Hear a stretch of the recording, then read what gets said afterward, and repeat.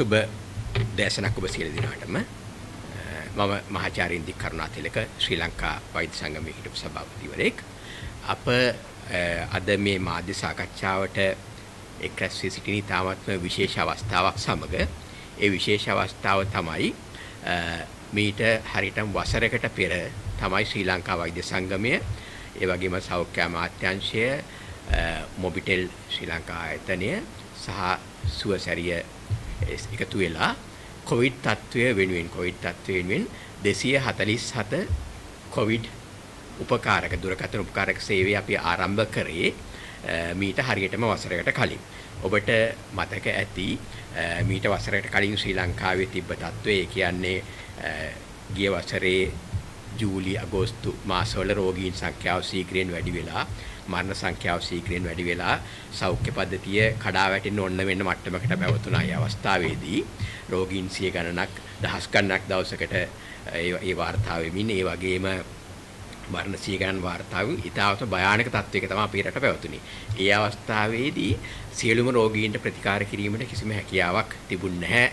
සෞඛ්‍ය පද්ධතිය තුළ සෞඛ්‍ය පද්ධතිය කඩා වැටෙන ඕන මෙන්න තිබ්බ අවස්ථාවක ඒ අවස්ථාවේ තමයි ශ්‍රී ලංකා වෛද්‍ය සංගමයේ මූලික වෙලා මම කලින් සඳහන් කරන ආයතනත් එක්ක එකතු වෙලා 247 රෝගී උපකාරක සේවයේ දුරකථන උපකාරක සේවය ඒ අවස්ථාවේදී ස්ථාපිත කරේ.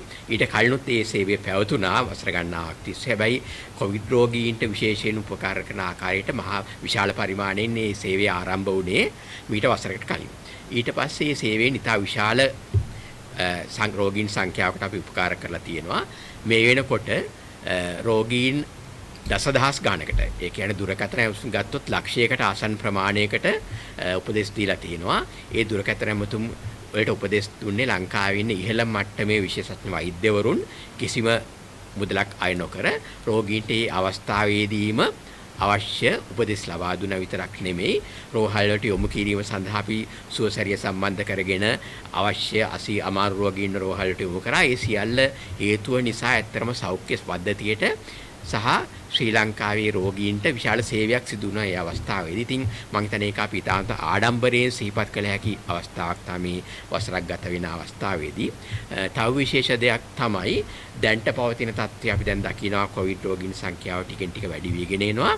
ඒත් එක්ක බලනකොට නැවත මෙම සේවය යම් ආකාරයකට වැඩි කිරීමෙන් ව්‍යාප්ත කිරීමකට අවශ්‍යතාවයකුත් මේ මොහොතේ පවතිනවා. ඒ වගේම රටේ අද පවතින තත්ත්වය විශාල වශයෙන්ම ඉන්ධන ප්‍රශ්නය සහ ඒ වගේම ගමන අපහසුතාවය ඔක්කොමත් එක්ක බලනකොට මේ වගේ සේවයක අවශ්‍යතාව අද කලින්ටත් වඩා වැඩියෙන් ඉස්මතු වෙලා තියෙනවා. ඉතින් මේ සියල්ලත් එක්ක බලනකොට ඒ විශේෂ අවස්ථාව මම හිතන්නේ මෙහිදී අප සැමරීම සහ අපින් ඒ 247 සේවයෙන් අපි කරගෙන ගිය සේවය තවදුරටත් ව්‍යාප්ත කිරීම ඒ පිළිබඳ ප්‍රචාරයක් ලබා දෙමින් මහජනතාව දැනුවත් කරගනිමින් ව්‍යාප්ත කිරීම ඉතාමත් වැදගත් වෙනවා.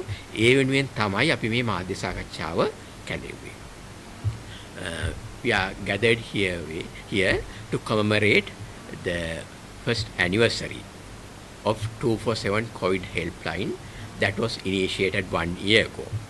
As you may remember, about 1 year ago, Sri Lanka's situation related to COVID was very precarious.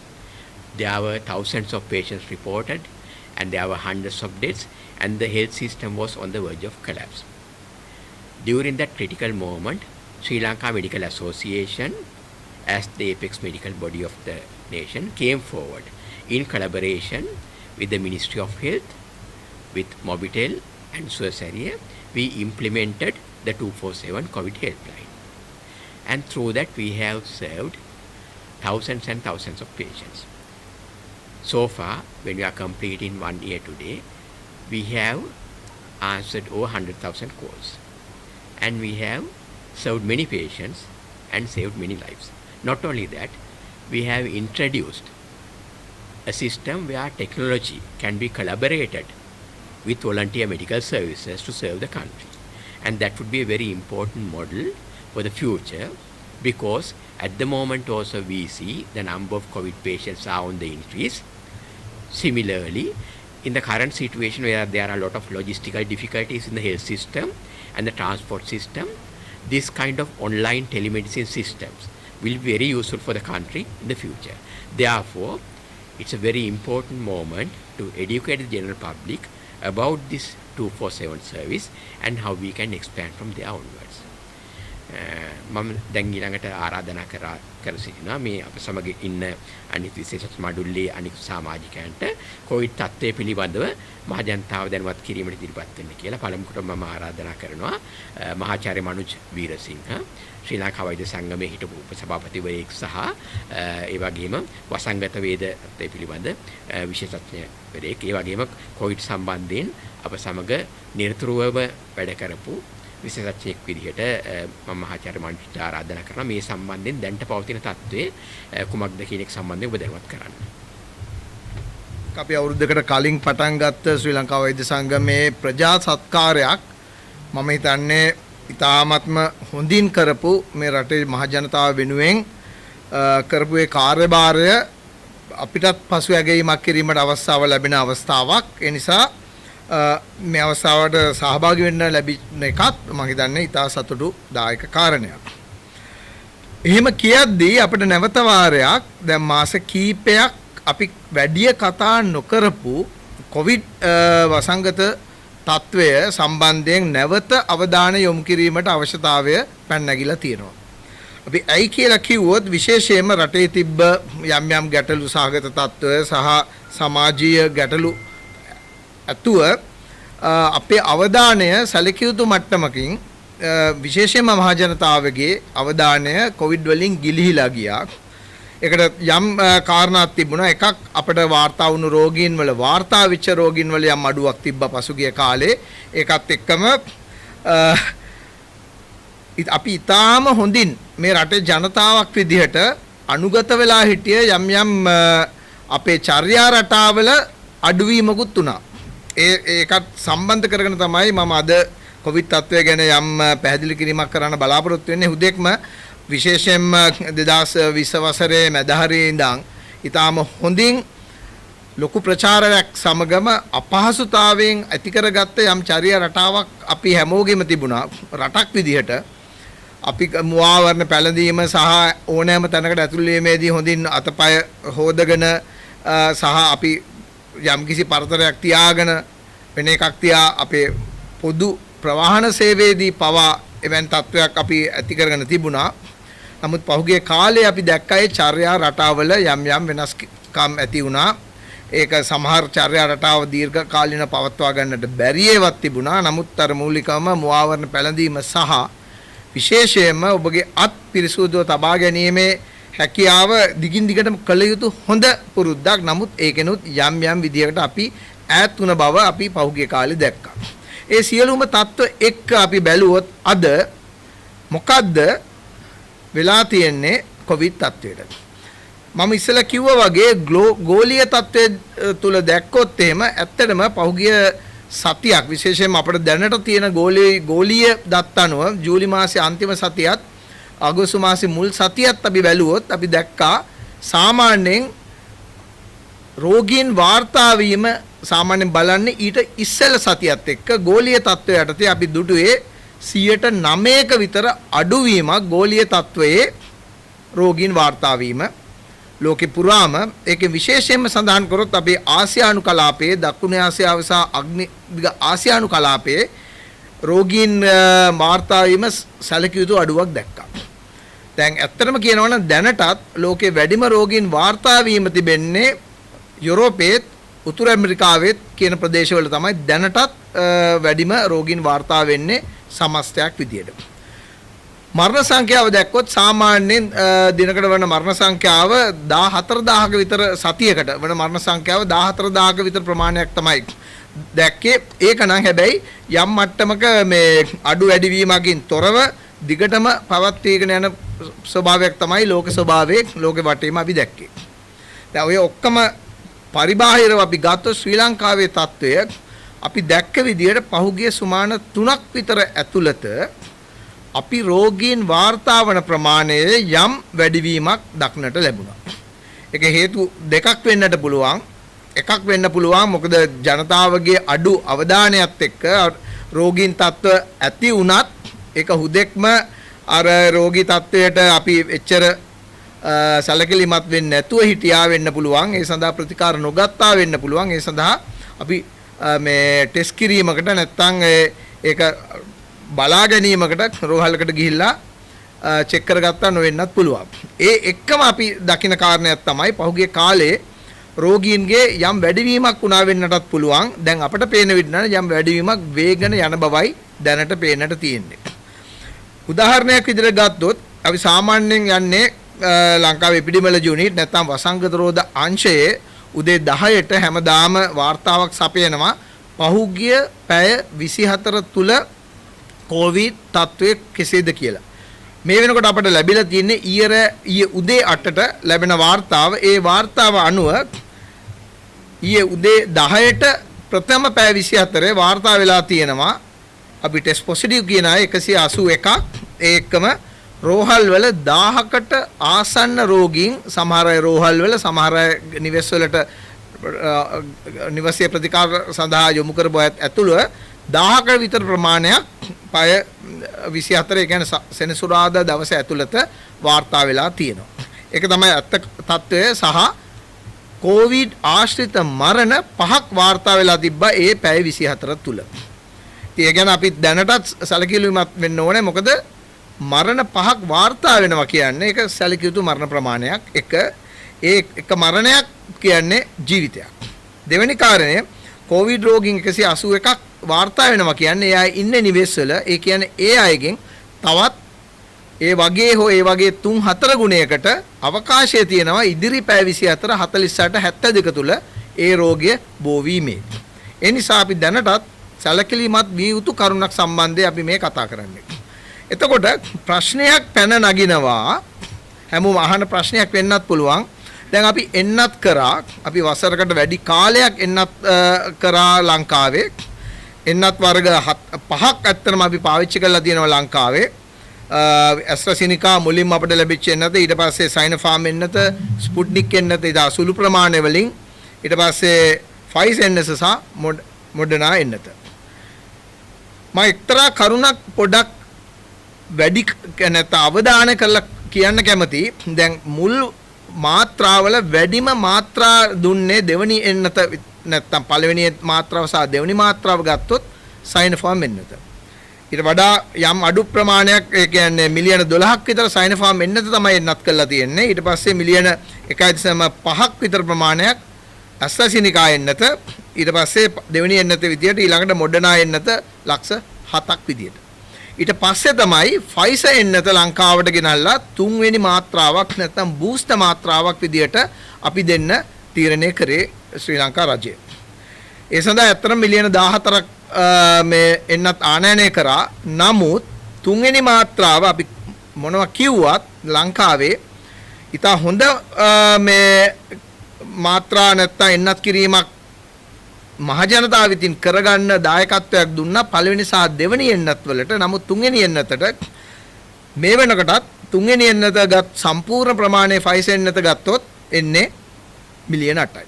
ඒ කියන්නේ මිලියන 14ක් විතර පළවෙනි දෙවෙනි එන්නත් නැත්නම් දෙවෙනි එන්නත සම්පූර්ණ කරපු අයගෙනුත් මිලියන 5ත් 6ත් අතර ප්‍රමාණයක් තුන්වෙනි එන්නත සඳහා ඇවිල්ලා නැහැ. දැන් අපි හතරවෙනි එන්නත ගැන කතා කරනවා. හතරවෙනි එන්නතේ ඊයේ වෙනකොට එන්නත් කළා තියෙන්නේ ෆයිසර් දෙවෙනි එන්නත විදියට ලක්ෂයකට කිට්ටු ප්‍රමාණයක් ඇත්තටම 99000ක් ප්‍රමාණයක්. ඒ කියන්නේ අපි ඔය දැන් දකින මරණ අපි දකින මේ රෝගය උත්සන්න වෙන අය ගත්තොත් අපි තා පැහැදිලිව තේරුම් ගන්න ඕනේ තුන්වෙනි එන්නත නැත්නම් බූස්ටර් ඩෝස් එක ලබා ගත යුතු. නමුත් ලබා නොගත් අඩු ගානේ මිලියන 5ක් හෝ 6ක ජනතාවක් මේ රටේ ඉන්නවා. ඒ නිසා තමයි අපට අවධානය වැඩි වෙලා තියෙන්නේ. මම හිතන්නේ මේ අලුත් ප්‍රභේදයත් එක්ක BA5 කියන අලුත් ප්‍රභේදයත් එක්ක ඒක ඒ ප්‍රභේදය ටිකක් වැඩියෙන් මේ හැකියාව තියෙනවා කියනවා බෝ වීමට ප්‍රචාරය වීමට. ඒ නිසා දැන් තියෙන රටේ තත්ත්වයක් එක්ක වැඩි අවධානයක් තියෙන්නට පුළුවන්, අවධානයක් තියෙන්නට පුළුවන්, අවධානමක් තියෙන්නට පුළුවන් මෙම රෝගය තවත් බෝ වීමට. ඒ නිසා එක ඉල්ලීමක් මම හිතන්නේ අපේ පැත්තෙන් කරන අපි හතරවෙනි තුන්වෙනි මාත්‍රාව ගත්තය හතරවෙනි මාත්‍රාව ගන්නවා වගේම දෙවෙනි මාත්‍රාව අරගෙන තුන්වෙනි මාත්‍රාව නොගත් ඔය මිලියන 5ක් විතර 6ක් විතර ප්‍රමාණය තව මාස දෙකක කාලයක් අපිට ඉතුරුලා තියෙනවා මේ එන්නත් කිරීමට පුළුවන්. ඒ එන්නත් කරන්න පුළුවන් කාලේ වැඩි අවධානයක් යොමු කරලා මේ එන්නතේ අඩුම ගානේ තුන්වෙනි මාත්‍රාව අරගෙන නැත්නම් ඒ තුන්වෙනි මාත්‍රාව ලබා ගන්න කියන ඉල්ලීම ඇත්තටම ආයාචනයක් විදියට අපිට කරන්න වෙනවා. මොකද ඒ තුලින් ඕගොල්ලන්ගේ මේ ජනතාවගේ තියෙන ප්‍රතිශක්තිකරණ මට්ටම නැවත වරක් ඉහළ මට්ටමකට අපිට රටක් විදියට ගෙනි යෑමේ හැකියාව තියෙනවා. ඒ නිසා මම හිතන්නේ ඒක තමයි ලොකුම පණිවිඩය අද අපිට දෙන්න තියෙන. තුන්වෙනි මාත්‍රාව මේ වෙනකොටත් අරන් නැත්නම් අපි හතරවෙනි මාත්‍රාවක් කතා කරත් අඩු ගානේ තමන්ගේ තුන්වෙනි මාත්‍රාව ගන්නටවත් ලංකාව වටේම අවස්ථාව තියෙනවා මේ එන්නත ලබා ගන්න. කරුණාකර හැකි ඉක්මනින් යන්න. විශේෂයෙන්ම අවුරුදු 60ට වැඩි අය වෙනත් නිදාන්ගත රෝග තියෙන අය විශේෂයි. මොකද ඕගොල්ලන්ට තියෙන අවදානම වැඩි. ඕගොල්ලන්ට තියෙන රෝගය හැදුනොත් රෝගයේ උත්සන්න වෙන්න තියෙන හැකියාව වැඩි. ඒකම අපි එදිනදා දකින්න මරණ 5-6 හරි නවත්වා ගැනීමට පැහැදිලි හැකියාවක් තිබෙනවා. අනිවාර්යයෙන්ම මේ තුන්වෙනි එන්නත් මාත්‍රාව හෝ ලබා ගන්නවා නම් ඔය අපි ලබාගෙන නැති මිලියන 4ක් 5ක් හෝ 6කට ආසන්න ප්‍රමාණය. මම හිතන්නේ ඕක තමයි අපේ අද මුල් පණිවිඩය වෙන්න ඕනේ ලෝක තත්ත්වය එක්ක. අවසාන වශයෙන් අපේ ටිකක් දුරස් වෙච්ච චර්යා රටාව. මම ඉස්සෙල්ලා කිව්වා වගේ අපි දැන් අපිට කියන්න හරි අමාරුයි පොදු ප්‍රවාහන සේවයේ මීටරයක් ඈතින් යන්න. අපි දැන් පාසල් ඔක්කොම පටන් අරන් තියෙනවා. අපේ සියලුම වැඩ කරන ස්ථානවල වැඩ කරනවා. ඉතින් අර මීටරයක් එහා ඉඳන් වැඩ කරන ප්‍රමාණය අමාරුයි. ඉතින් අපිට කරන්න බැරි ඒවා ගැන ලොකු අවධානයක් නොකර නමුත් කරන්න පුළුවන් දේවල් තියෙනවා. ඒ මුව ආවරණය, මූණු ආවරණය තව දුරටත් පොදු ස්ථානවලදී පොදු ප්‍රවාහනයේදී දිගින් දිගටම පාවිච්චි කරන්න. තමන්ගේ රැකියාවට යන ස්ථානයේ අපේ රැකියාවල ස්ථාන සහ ස්ථාන ප්‍රදානීන්ට අපි ආයෝජනය කරන්න වෙනවා. නැවත වාරයක් මේ ටැප් එක අතහොදන්න පුළුවන් පරිසරය හදන්න අවශ්‍ය සබන් සහ ඒ ද්‍රාවණ ටික ලබා දෙන්න. ඒ හැමතැනටම එතකොට ආයේ අපි ওই පුරුද්දට යන්නට පුළුවන්කම තියෙනවා. නිවසට ගියාම කරුණාකරලා ඉස්සලාම අත මූණ හොදගෙන නිවසට ඇතුල් වෙන්න. නැත්තම් ඔබ එළියේ ඔබේ දෙමව්පියන් කුඩා දරුවන් ගේ ඇතුළේ ඉන්නවා. ඔබ පාරට ඇවිල්ලා ආය පාරක් මේ ආසාදනය ගෙදරට ගෙනියන්නට පුළුවන්. ඒ නිසා මෙන්න මේ කරුණු කීපයට අවධානය යොමු කරන්න කියන එක අද වසරක් පිරෙන අපේ ඩොක් කෝල් වැඩසටහනේ වසරක් පිරෙන දවසේ ශ්‍රී ලංකා වෛද්‍ය සංගමයේ විදියට අපි මේ ජනතාවගෙන් රටේ අයගෙන් ඉල්ලනවා. බොහොම ස්තුතියි. මම වෛද්‍ය රුවේල් සනිෆා මම ශ්‍රී ලංකා වෛද්‍ය සංගමයේ හිටපු සභාපති. හැබැයි මේ අවස්ථාවේ කතා කරන්නේ ඩොක් 247 අනු කමිටුවේ සභාපති හැටියට. මගේ ඉදිරිපත් කිරීම අංග දෙකක් තියෙනවා. එකක් මහාචාර්ය ක්‍රිෂාන්ත වීරසිංහගෙන් පටන්ගෙන ඒ ටික ඉවර කළා. අන්තිමට මේකේ සභාපති හැටියට මට ස්තුති කරන්න පාර්ශවකරුවන් කිහිප දෙනෙක් ඉන්නවා. ඒගොල්ලන්ව මේ අවස්ථාවේදී සිහිපත් කිරීම ශ්‍රී ලංකා වෛද්‍ය සංගමයේ යුතුයකමක්. මම ඒ හින්දා මගේ මේ ප්‍රසන්ටේෂන් එක කැලි දෙකකින් කරන්න. මහාචාර්ය ක්‍රිෂාන්ත කිව්වා වගේ දැනට තියෙන තත්ත්වය මහාචාර්යතුමා හොඳට පැහැදිලි කළා. හැබැයි අපි පොඩ්ඩක් මතක් කරගන්න ඕන අපි දැන් ඉන්නේ ඔමික්‍රොන් ප්‍රභේදයේ BA.5 එතුමා මේ සඳහන් කරා. ඉතින් අපි මුලින්දම ගත්තම අපි ඇල්ෆා ප්‍රභේදය, ඩෙල්ටා ප්‍රභේදය, ඔමික්‍රොන් ප්‍රභේදය දැන් ඉන්නේ ඔමික්‍රොන් එකේ B5 මේ ප්‍රභේදයක් යටතේ, අණු ප්‍රභේදයක් යටතේ. ඉතින් මොනවා ගත්තත් තාම කොවිඩ්. ඉතින් කොවිඩ් වසංගතයේ තාම අපි අතරේ තිබෙනවා. ඉතින් ඒක තමයි මුලින්ම මතක තියාගත්ත යුත්තේ. මහාචාර්යතුමාගේ අදහස් පිළිපදින්න නම් තමන් හිතේ තියාගන්න ඕනේ අපි ඉන්නේ තාම පැන්ඩෙමික් එකක නැත්තම් මේ තාමත්ම මේ රෝගය පැතිරෙන ස්වභාවික ලෝකේ ගත්තත් එහෙමයි ඒත් ඒ සංඛ්‍යා අඩුයි. ඉතින් අපි ඇල්ෆා ප්‍රභේදය ගත්තත් ඩෙල්ටා ප්‍රභේදය ගත්තත් ඔමික්‍රොන් ප්‍රභේදය ගත්තත් රෝගීන් දැන් මම මේ පෞල් සෞඛ්‍ය වෛද්‍යවරයෙක් හැටියට කියන්නේ රෝගීන් ගත්තම කාණ්ඩ 3කට බෙදන්න පුළුවන්. එකක් ඒගොල්ලන්ගේ රෝග ලක්ෂණ රෝගය හැදුනට එච්චර ප්‍රබල නැහැ. ඒ කියන්නේ mild, moderate and severe. මේකෙන් ගත්තම ඩෙල්ටා ඇල්ෆා මොන ප්‍රභේදයක් ගත්තත් 80% අනිවාර්යයෙන්ම රෝහල් ගත නොවිය යුතු කොට්ටාශයක්. ඒගොල්ලන්ව අනවශ්‍ය ලෙස රෝහලට ඇතුළු කළොත් ඇත්තටම රෝගී තත්ත්වවල පවතින අයගේ ගුණ මේ රෝගය සුව කිරීමේ හා මේ බලා ගැනීමේ ගුණාත්මක භාවයේ අඩුවීමක් ඇති වෙන්න පුළුවන් රෝගී සංඛ්‍යාව හින්දා. එම නිසා මේ ඩොක් 247 සේවයෙන් කරන්නේ අන්න ඒකයි. දැන් අපිට 80%ක් ඉන්න mild to moderate asymptomatic රෝගීන්ව බලා ගන්න ක්‍රමවේදයක් ඇති කරලා තියෙනවා ඩොක් 247 මොබිටෙල් හා සුවසැරිය හරහා. සුවසැරිය හරහා ඒ කරන මේ පාර්ශ්වකරුවාගෙන් කරන සේවය ඉතාමත් අගනීය වන්නේ අර 120 වෛද්‍යවරයෙක්ගේ නිර්දේශය මත ඉක්මනින් රෝහල් තත්වයකට ගෙන යාමේ සේවය තමයි ඔවුන් අවුරුද්දක් තිස්සේ අඛණ්ඩව ඉන්ධන තත්වය තුළ මේ අපේ තියෙන ආර්ථික තත්වය තුළ කරගෙන යන්නේ. ඉතින් ඒ තුමන්ලාට අපේ ස්තුතිය පුද කරන්න ඕන. දැන් ගෙවල් වල ඉන්නකොට මොකද්ද කරන්නේ කියන ප්‍රශ්නය ඇති වෙනවා. ඒකට අපේ මහාචාර්ය ඉන්දික මැතිතුමා ඇතුළු පිරිසක් ඩොක් 247 මේ ඒ ට්‍රයඩ් සිස්ටම් එකක් ඇති කරලා තියෙනවා. ඒකට කතා කළොත් යම්කිසි ප්‍රශ්න කිහිපයක් මේ අහලා වෛද්‍යවරයෙක් ශ්‍රී ලංකා වෛද්‍ය සභාවේ ලියාපදිංචි වෛද්‍යවරයෙක් විශේෂඥ වෛද්‍යවරුත් ඉන්නවා. ඒකේ ඒ එතුමන්ලා එතුමියන්ලා මේ රෝග ලක්ෂණ නිර්ණය කළා යම්කිසි රෝග පිළිබඳ රෝගියාට උපදෙස් දෙනවා. ඒතර එපමණක් නොවේ ඒ රෝගියාව ෆලෝ අප් උත් කරනවා. ඒ කියන්නේ අවශ්‍ය වෙලාවට කතා කරලා යම්කිසි රෝග ලක්ෂණ තිබෙනවා නම් ඒව බලලා අවශ්‍ය වෙලාවට ස්පිතාල වලට යන්න සුවසැරිය හරහා පහසුකම් තවමත් තියෙනවා. ඉන්ධන ප්‍රශ්නයක් තිබුණාට දුමින්ද රත්නායක මැතිතුමත් සොහාන් මැතිතුමත් ඉන්නවා. ඒගොල්ලන් කියනවා ඉන්ධන තත්ත්වයේ මේ තිබෙන මේ බාධක මැද වුණත් ඒ සේවය අපිට ලංකාවේ ජනතාවට ලබා දෙන්න මොබිටෙල් ඒ වේදිකාව හරහා ලබා ගන්න පුළුවන්. ඊගාට මම කියන්න කැමතියි දැන් ගෙවල් වල ඉන්නවා නම් දැන් මහාචාර්ය ක්‍රිෂාන්ත මැතිතුමා කිව්වා අතසෝදා ගන්න මේ ප්‍රිවෙන්ටිව් මෙෂර්ස්. රෝගේ හැදුනම කළ යුත්තේ මොකද්ද කියන එකත් මම හිතන්නේ රටේ ජනතාව දැනගන්න ඕන. මහාචාර්ය ක්‍රිෂාන්ත කිව්වා වගේ ඔමික්‍රොන් BA.5 ප්‍රභේදය මේ එච්චර දරුණු අර මේ ඩෙල්ටා ප්‍රභේදය වගේ මාරාන්තික වෙන්නේ නැහැ. මේ ට්‍රාන්ස්මිසිබිලිටි එක හුඟක් තිබුණාට එහෙත් සුළු ප්‍රමාණයකට මාරාන්තික විය හැකියි. ඉතින් මේ මාරාන්තික වෙන රෝගීන් මුලින් හා ඉක්මනින් හඳුනාගෙන ඔවුන් විශේෂඥ රෝගී සේවා වලට ලබා දීම තමයි මේ නිවාසිකව අපි බලා ගන්න රෝගීන්ගෙන් අපි ට්‍රයජ් කරලා හොයා ගන්න ඕන. එතකොට මේ රෝග ලක්ෂණ පිළිබඳව දැනුවත් වෙන්න පුළුවන්. අපේ වෙබ්සයිට් එකට ඇවිල්ලා සෞඛ්‍ය අමාත්‍යාංශ වෙබ්සයිට් එකට ගිහලා රෝග ලක්ෂණ තියෙනවා. රෝගයේ දරුණු වෙනවා නම් හුස්ම ගැනීම අපහසුතාවයක් තිබෙනවා නම් උණ වැඩි කාලයක් තිබෙනවා නම් වහාම 247 හරහා අපිත් එක්ක සම්බන්ධ වෙන්න. අනිත් කාරණේ මේ මං හිතන්නේ මම පෞල් සෞඛ්‍ය වෛද්‍යවරයෙක් හැටියට නිතරම අහනේවා අපිට රෝගය හැදුනා ඒත් එච්චර අමාරු නෑ. ඊගාවට මොකද්ද කරන්න ඕන? කවදද අපිට එළියට යන්න පුළුවන්? මේ මොකද්ද ගන්න පුළුවන් පියවර?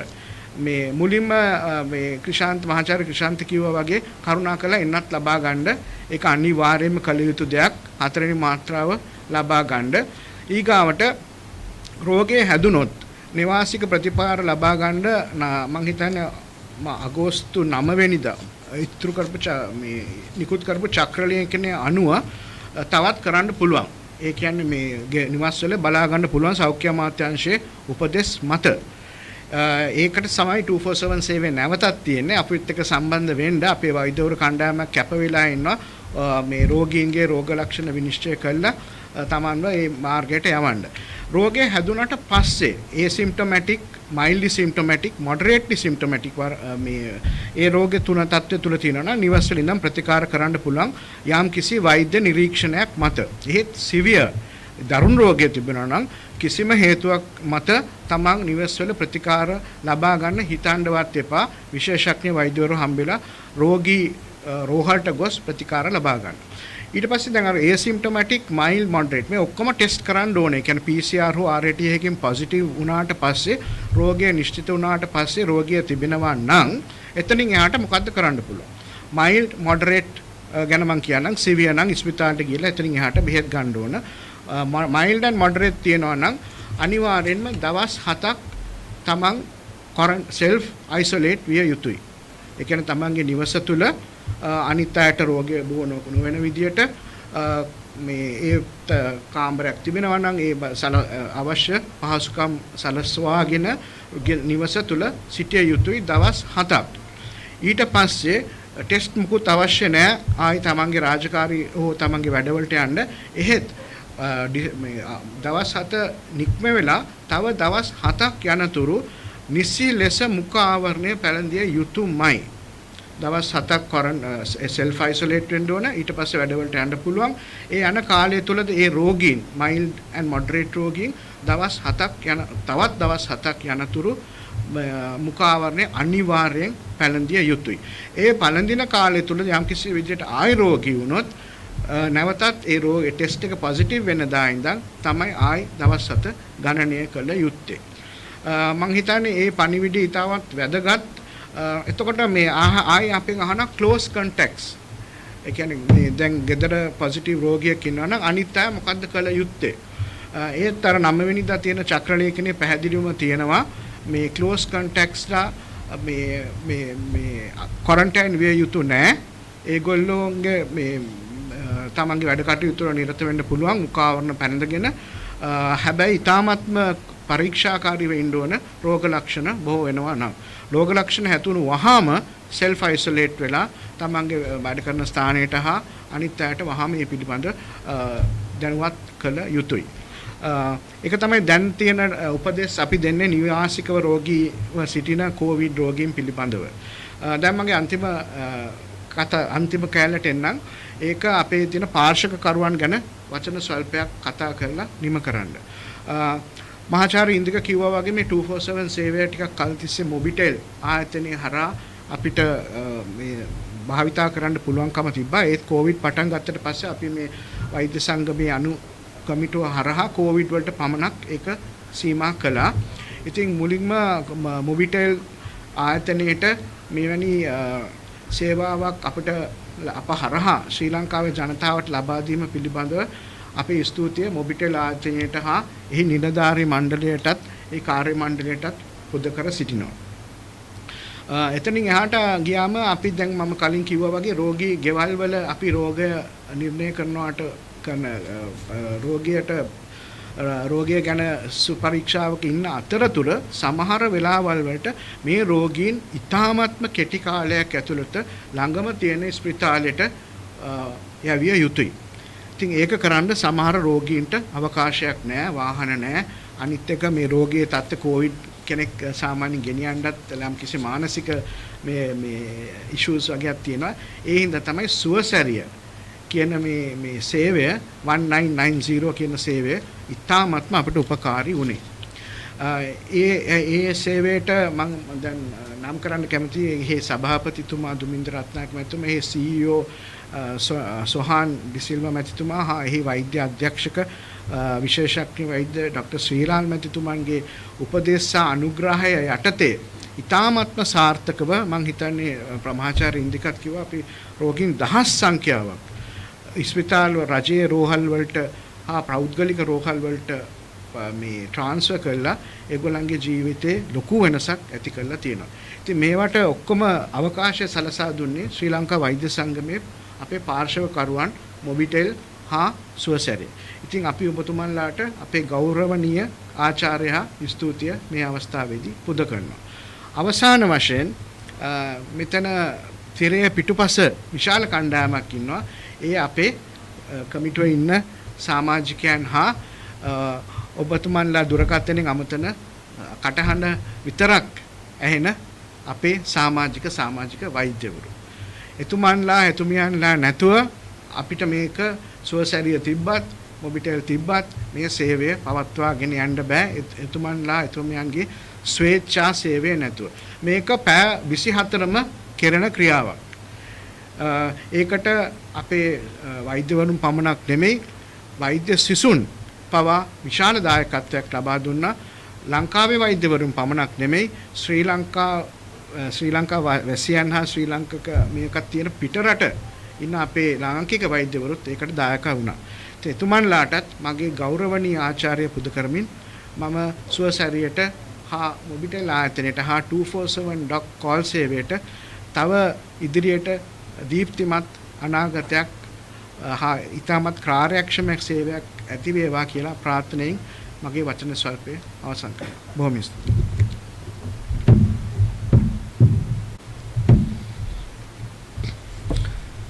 සුබ දවසක් සමටම මම වෛද්‍ය පීජේසි පෙරේරා ළමා රෝග විශේෂඥවරයෙක්.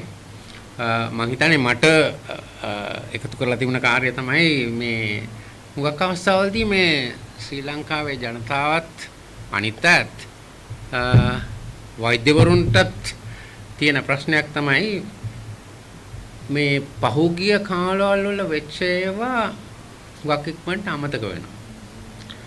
මේ අපි වෛද්‍ය විද්‍යාව වශයෙන් කියනවා නම් ඒකට අපි කියනවා සමහරවිට මිනිත් මෙමරි කියලා. ඒ කියන්නේ මතක හිටින්නේ මේ මිනිත්තු ගාණක් පමණයි කියලා. ඉතින් ඒකින්ද මම හිතුවා ඒක වැදගත් අපි මේ ගිය අවුරුද්දේ මොනවද වුනේ කියලා අපේ තියෙන අත්දැකීම් පොඩ්ඩක් පැහැදිලි කරලා දෙන්න. හුඟක් දෙනෙක් දැන් ඔය රුවෙස් මෙතුමා කිව්වා වගේ හුඟක් දෙනෙක් දන්නේ මේක මොකද්ද උනේ කියලා. මේකේ මේ තිරේ පිටිපස in the background මොනවා වුණාද කියලා. මම හිතන්නේ වෛද්‍යවරුනුයි වෛද්‍ය ශිෂ්‍යනුයි මම හිතන්නේ 1000කට ප්‍රමාණයක් කිට්ටු ප්‍රමාණයක් පමණ මේකට තිරේ පිටිපස සම්බන්ධ වෙලා හිටියේ. දැන් මේකට මේ දුරකථන මතුමක් ආපුවම ඩොක් කෝල් 247ට දැන් මේක සිස්ටම් එකෙන්ම ඒක හැදිලා එවනවා එතන ඉන්න වෛද්‍යවරයෙකුට හරි සමහර අවස්ථාවලදී වෛද්‍ය ශිෂ්‍යයෙකුට හරි. දැන් එයා තීරණයක් ගන්න ඕනේ විශේෂයෙන්ම මේ අපිට කතා කරන තැනැත්තා රෝහලකට යවිය යුතුද නැද්ද කියලා. ඒක තමයි පළවෙනි. දැන් මේ මට ඉස්සර කතා කරපු හැම කෙනාම කිව්වා දැන් 80ක් පමණ මේකට එච්චරම ලොකු දෙයක් නැහැ. අපිට ඒක බලා ගන්න පුළුවන් ඒ රෝගියාව ගෙදර තියලා. දැන් මගේ විශේෂඥ කාර්ය අනුව දැන් මම බලන්නේ කුඩා දරුවන් ඒක 80ක් නෙමෙයි ඊටත් වඩා වැඩි ප්‍රමාණයකට ලොකු ප්‍රශ්න හිතින්නේ නැහැ කුඩා දරුවන්ගේ. මම හිතන්නේ 90 ගණන් වලට පමණ කිසිම ප්‍රශ්නයක් නැහැ සාමාන්‍ය උණක් වගේ. ඒකෙන් හැබැයි ඒකෙන් තියෙන ප්‍රශ්නේ එක ප්‍රශ්නේ තමයි මේ කුඩා දරුවන්ගෙනුත් මේක බෝ වෙන්න පුළුවන් අනිත් හැම එක්කෙනාට.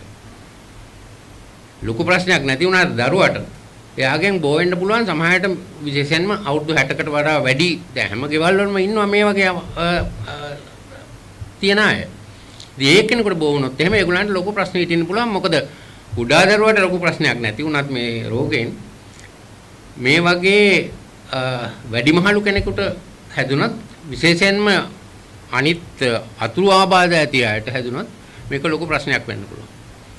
ඉතින් දැන් අපිට ආපු මේ දුරකථන ඇමතුමෙන් මේවා කුඩා දරුවන්ගේ ඒවා වෙනම ළමා රෝග විශේෂඥයන්ට අරින්න පහසුකමක් තිබුණේ නැහැ.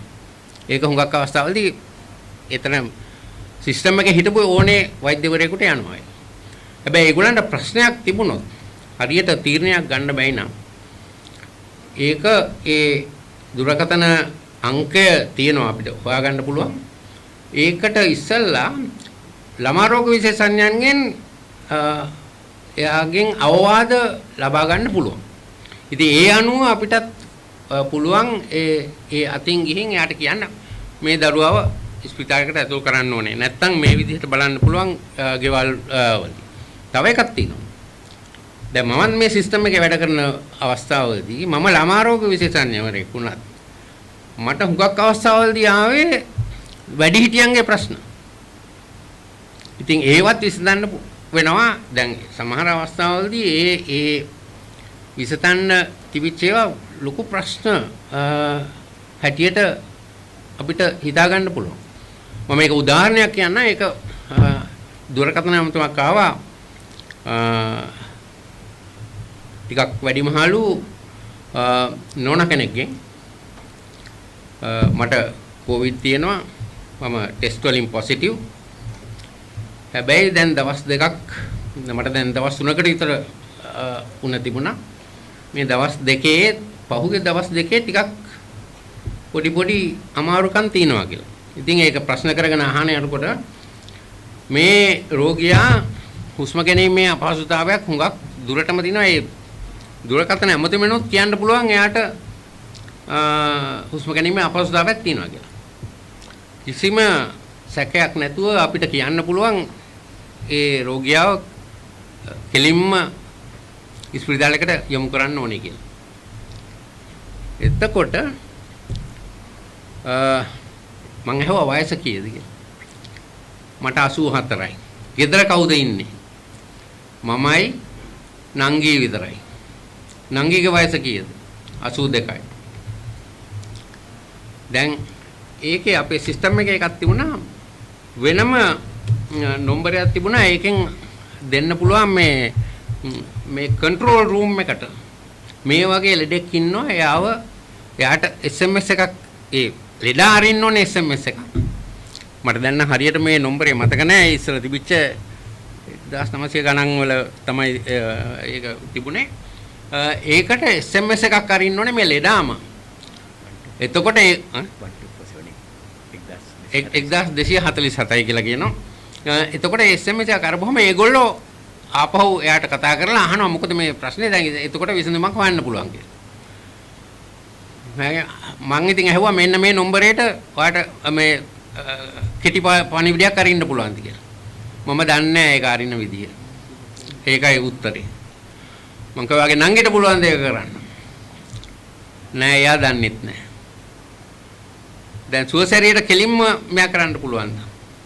පුළුවන් ඒකට ගියාම දැන් අපිට තියෙන විදිහට හුඟක් වෙලා යනවා ලොකු ඒ කාලේ සුවසැරියට මං හිතන්නේ දවසකට දුරකථන ඇමතුම් 5000ක් පමණ ආවා සමහර අවස්ථාවලදී. ඉතින් 10000ක් ඒ කියන්නේ මමත් අඩුවෙන් කියලා තින්නේ එහෙමනම් 10000ක් 10000ක් ඒ වගේ ගණන් වලට එවලා තියෙනවා. ඉතින් ඒගොල්ලන්ටත් ලොකු ප්‍රශ්නයක් තියෙනවා. හැබැයි මේකට විසඳුම අපිට පුළුවන් හොයන්න.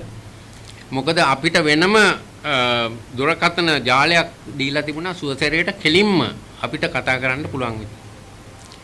ඉතින් මං කිව්වා මෙයාට හරි ටෙලිෆෝන් එක ඔෆ් කරන්න කියන්නේ මේ කෝල් එක ඔෆ් කරන්න වෙන කෝල්ස් ගන්න එපා. මම මේක විසඳන්නම්. හැබැයි ඔයාට මිනිත්තු 15කට ඉස්සෙල්ලා අතරේ සුවසැරියෙන් කෝල් එකක් එයි. මම ඒ ගමනේ හොට්ලයින් එකෙන් සුවසැරියට කතා කරලා කිව්වා මෙන්න මෙහෙම කෙනෙක් ඉන්නවා. මෙයාව මොන හරි කරන්න ඕනේ කියලා. ඒගොල්ලෝ මිනිත්තු 15ක් ගියේ නැහැ මං හිතන්නේ එයාට කෝල් එකක් දීලා ලෑස්ති කරලා තිබුණා.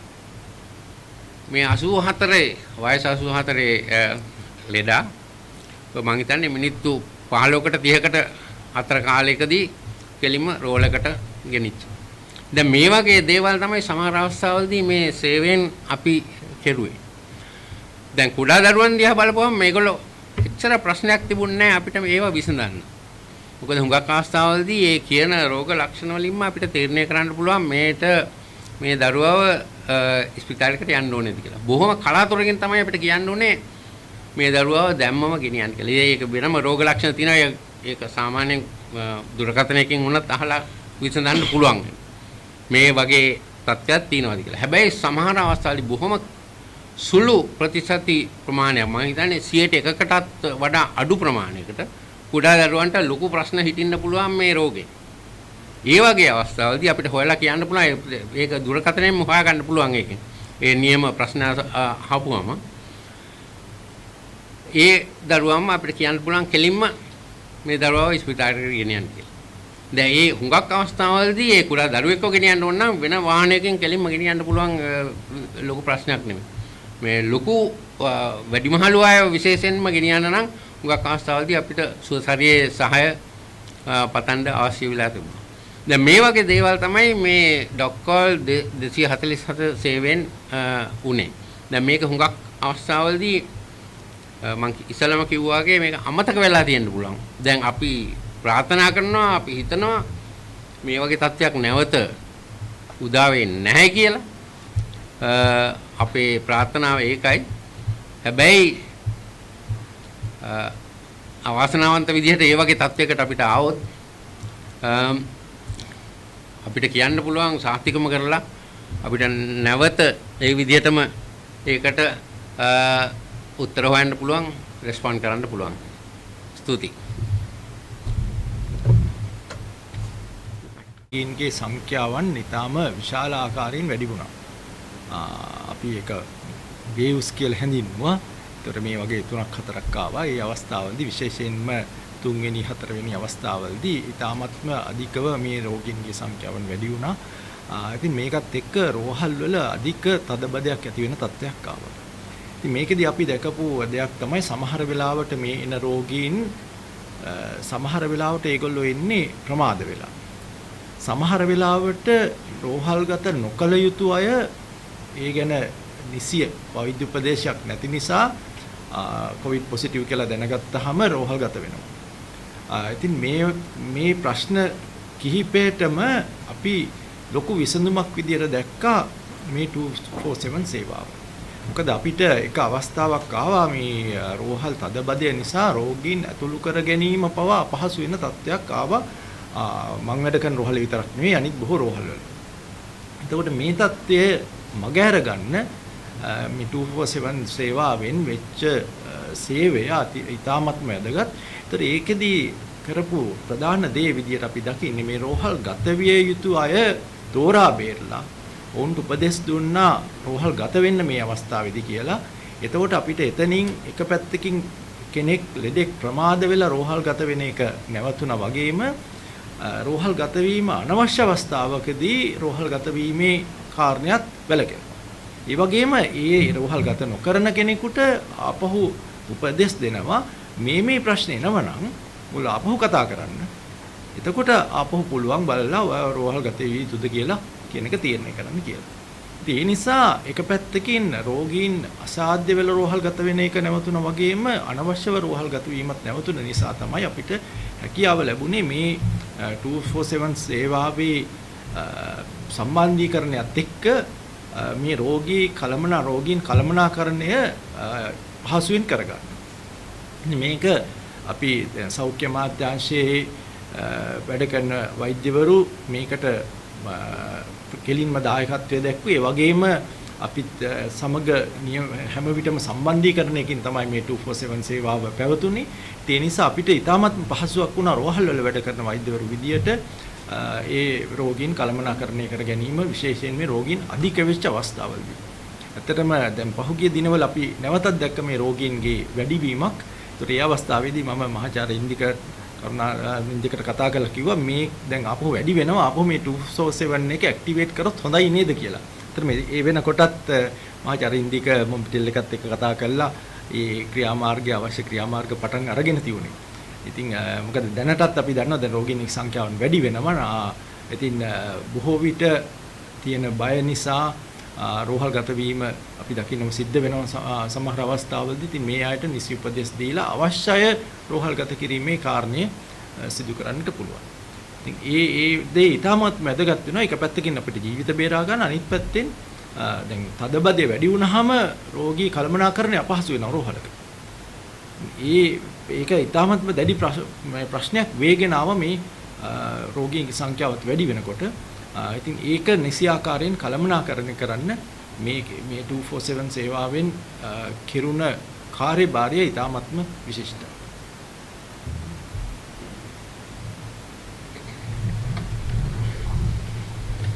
දැන් මේ මාධ්‍ය සාකච්ඡාවේ මූලික අවස්ථාව මෙතනින් අපි නිමවට පත් කරනවා. ඉතින් නැවතත් අපි මෙහිදී ගත පණිවිඩ ගත්තොත් එහෙම මේ ඉතා වැදගත් අවස්ථාවක්. ඒ කියන්නේ 247 රෝගී උපකාරක සේවය ශ්‍රී ලංකා වෛද්‍ය සංගමය ඒ වගේම මොබිටෙල් ආයතනය සුවසැරිය සියලු දෙනා එකතු වෙලා සෞඛ්‍ය අමාත්‍යාංශයත් එකතු වෙලා කරන මේ සේවය අපි දිගින් දිගටම පවත්වාගෙන යනවා. ඒ වගේම අපි මාධ්‍ය වලින් ඉල්ලා සිටිනවා මේ සම්බන්ධයෙන් ජනතාව දැනුවත් කරන්න මේව සේවයක් පවතිනවා කියන එක. ඒ වගේම තවත් ඉතා වැදගත් මෙතී සඳහන් කරා එන්නත් කරන්නේ වැදගත්කම. ඒ වගේම මූලික රෝගේ වැළැක්වීමේ ක්‍රියාමාර්ග මුවාවරණ පැළඳීම සායේ සියලු දේවල් දැන් තියෙන තත්ත්වයේ මත වුණත් හැකිතාක් දුරට පවත්වාගෙන යාම මේ සම්බන්ධ වැදගත්කම අපි කතා කරා. තවත් විශේෂයෙන් සඳහන් කළ යුතු දෙයක් තමයි මේ 247 සේවාව ඒක ජාතික මට්ටමේ පැවතුන සේවාවක්. සෞඛ්‍ය අමාත්‍යාංශයත් එක්ක එකතු වෙලා ඒ වගේම ලෝක සෞඛ්‍ය සංවිධානයේ මේදී අපිට තවත් අමතක කරන්න බෑ COVID-19 වැළැක්වීමේ ජාතික ක්‍රියාන්විත මධ්‍යස්ථානයෙන් අපට ලැබුණ සහයෝගය. ඇත්තටම සෞඛ්‍ය අමාත්‍යාංශය මේ සියල්ල එකතු කරලා සමෝදානික සේවාවක් වශයෙන් තමයි පවත්වාගෙන ගියේ. ඒ සියලු දෙනාම එකතු වෙලා කරපු සේවාවක්. ඉතින් මම හිතන්නේ මේ අවස්ථාවට ඒ ඉතා වැදගත් වෙනවා. අප මේ මාධ්‍ය සාකච්ඡාවේ මූලික කටයුතු මේ නිමාවටපත් කරනවා. හැබැයි මාධ්‍ය වලට යම් ප්‍රශ්න තියෙනවා නම් අපිට යම් කාලයක් ගත කරන්න පුළුවන් ඒ ප්‍රශ්න වලට පිළිතුරු දෙන්න. විශේෂ වෛද්‍ය ආනන්ද විජේවික ඒ වගේ විශේෂ වෛද්‍ය පීස් ප්‍රේරා සර්විසස් ඩෝරින්නේ මම හිතන්නේ මාධ්‍ය වලට යම් ප්‍රශ්න තියෙනවා නම් අපිට ඒවට උත්තර දෙන්න පුළුවන් ව්‍යවස්ථාවක්.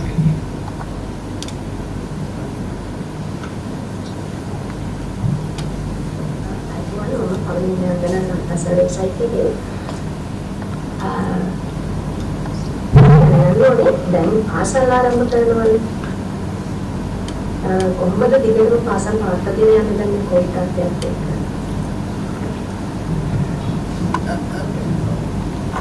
ඔබසුගේ ප්‍රශ්නයට මයික්‍රොෆෝන්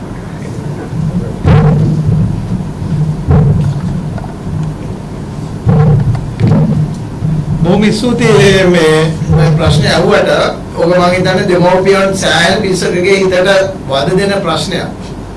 දැන් දින 5ම පාසල් ආරම්භ වෙනවා. අවුරුදු 2ක් බොහෝ විට ගෙවල් වල හිටිය දරුවන් පාසලට එනවා. මම හිතන්නේ ඒක රටක් විදියට ඉතා හොඳ තත්ත්වයක්. මම හිතන්නේ පාසල් වලට දරුවන් ඒම සහ අපි පැහැදිලිවම දෙමෝපියන්ටත් අපි කියන්න ඕනේ ඇත්තටම දරුවන් පාසලට එවන්න. අපි කල යුත්තේ මේ අවස්ථාවේ අපි අපේ පසුගිය අවුරුදු 2ක අත්දැකීම් සමග තමයි මේකට ලැබෙන්න ඕනේ.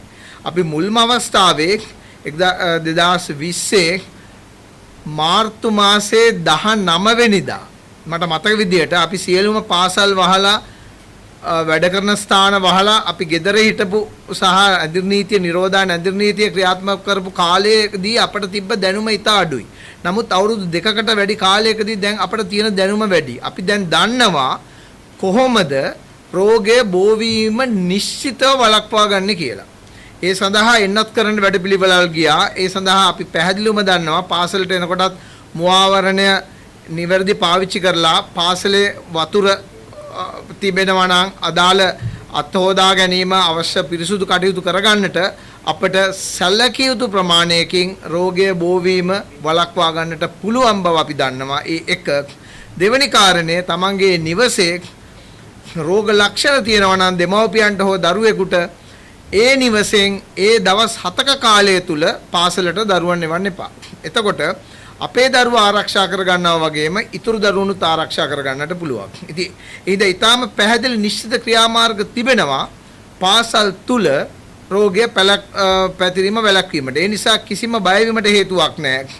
දැන් ඊටා පැහැදිලිවම අපේ වෛද්‍ය බීජේසී මහත්මයා ඊටාම පැහැදිලිවම කිව්වා දරුවන්ට රෝගය වැළඳුණත් ඒකෙන් වෙන්න පුළුවන් complications නැත්නම් අසාධ්‍ය වෙන්න තියෙන අවස්ථා ඊටාම අඩුයි. ඒක අපි දන්නවා. ඒක දැන් අපි ඊටා පැහැදිලිව දත්ත මත සාක්ෂි මත දන්නවා. අපි කල යුත්තේ රෝගියා තියෙන දරුවෙක් ඉන්නවා හෝ සැකසිත දරුවෙක් ඉන්නවා නම් පාසලට නොයනක විතරයි. ගෙදර දෙමව්පියෙකුට මේ තිබෙනවා නම් රෝගය හෝ එහා ආශ්‍රිත වන රෝග ලක්ෂණ තියෙනවා නම් ඒ දවස් කීපේ පමණක් දරුවන් පාසලට නොයන එක. ඒ තුලින් අපිට පුළුවන් ඉතා පැහැදිලිවම මේ රෝගය බෝවීම වළක්වන්න අත්පය අත පිරිසුදු කරලා තබා ගැනීම. ඊළඟ කාරණය ඊළඟට කට්ටිය බය වෙන කාරණයක් තමයි දැන් අපි සුවසැරියේ බස් සේවා තියෙනවා. වෑන් එක යන්න පුළුවන් නැත්නම් මහා මාර්ගයේ බස් එක කෝච්චි එක යන්න පුළුවන්. කොහොමද එකෙන් ආරක්ෂා වෙන්නේ? ඒ ක්‍රියාමාර්ගමයි අපේ රටේ තියෙන තත්ත්වය අනුව අපිට කියන්නට බෑ මීටරය මේ පරතර තබාගෙන අපිට ඉන්ධන තියෙන තත්ත්ව අනුව ඒ තත්ත්ව මත පාසලට එන්න අවශ්‍ය වන ප්‍රවාහන පාසුකම් සලසන්න කියලා. නමුත් ඒ අවස්ථාවේදී පවා අපට රෝගය වළක්වා ගැනීමේ හැකියාව තියෙනවා. ඒක සඳහා වෙච්ච මූලික කරුණු දෙකයි. මුවා ආවරණය පළඳන්න එක දෙවෙනි එක හැම විටම දැන් බස් එකකින් ඇවිල්ලා පාසලට එනකොට සබන් දාලා අත හොද ගන්න. දෙවෙනි කාරණේ තුන්වෙනි කාරණේ අපි ගෙදරින් ධම්ම කරන්න පුළුවන්. රෝග ලක්ෂණ තිබෙනවා නම් පාසලට ඒ දරුවා එවන්නට එපා. කරුණු තුනයි. ওই තුන කරන්න මම හිතන්නේ අපහසුතාවයක් නැහැ.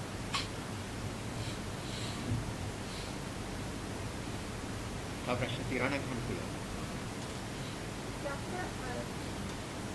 Don't you think that first the health institute was the situation which actually made people think, okay, now COVID is over and we can just go on?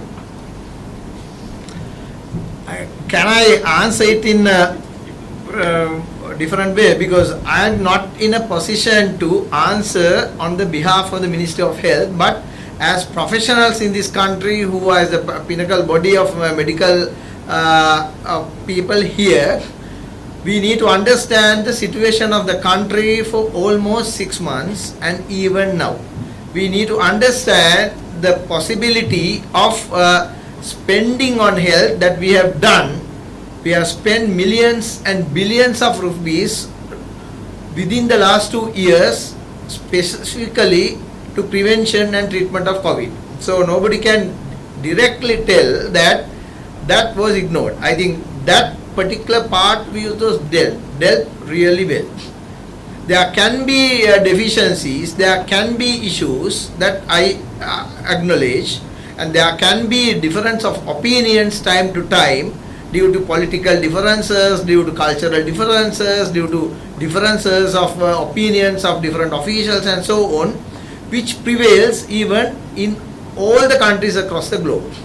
And we need to also consider about the current economic situations where we are in a serious economic crisis at the moment. Given all these circumstances, I think the health sector in this country still have done a fairly reasonable response to the crisis of a pandemic is that nature in the world. And now if you look at and how the system works even now within this difficult period when the supplies are in shortages, there are problems of the health workflows because of the fuel issues and reporting to work. Still, if you reach an hospital, you will get the best available services. That we can assure as medical professionals, which we have been here as the medical association of the country, and we are closely observing the situation and we are giving our inputs. And this is one other inputs, because we cannot rely everything on the ministries. There are problems, there are resource deficits, but as professionals we are doing our best in the country. Then I think that would gives at least a partial answer to a question.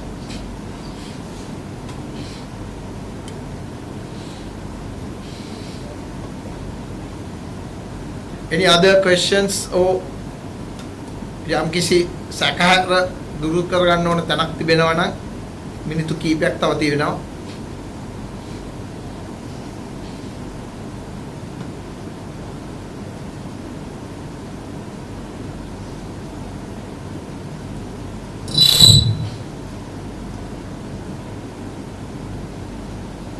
මෙතන තව එක කාරණයක්. alright, okay, please.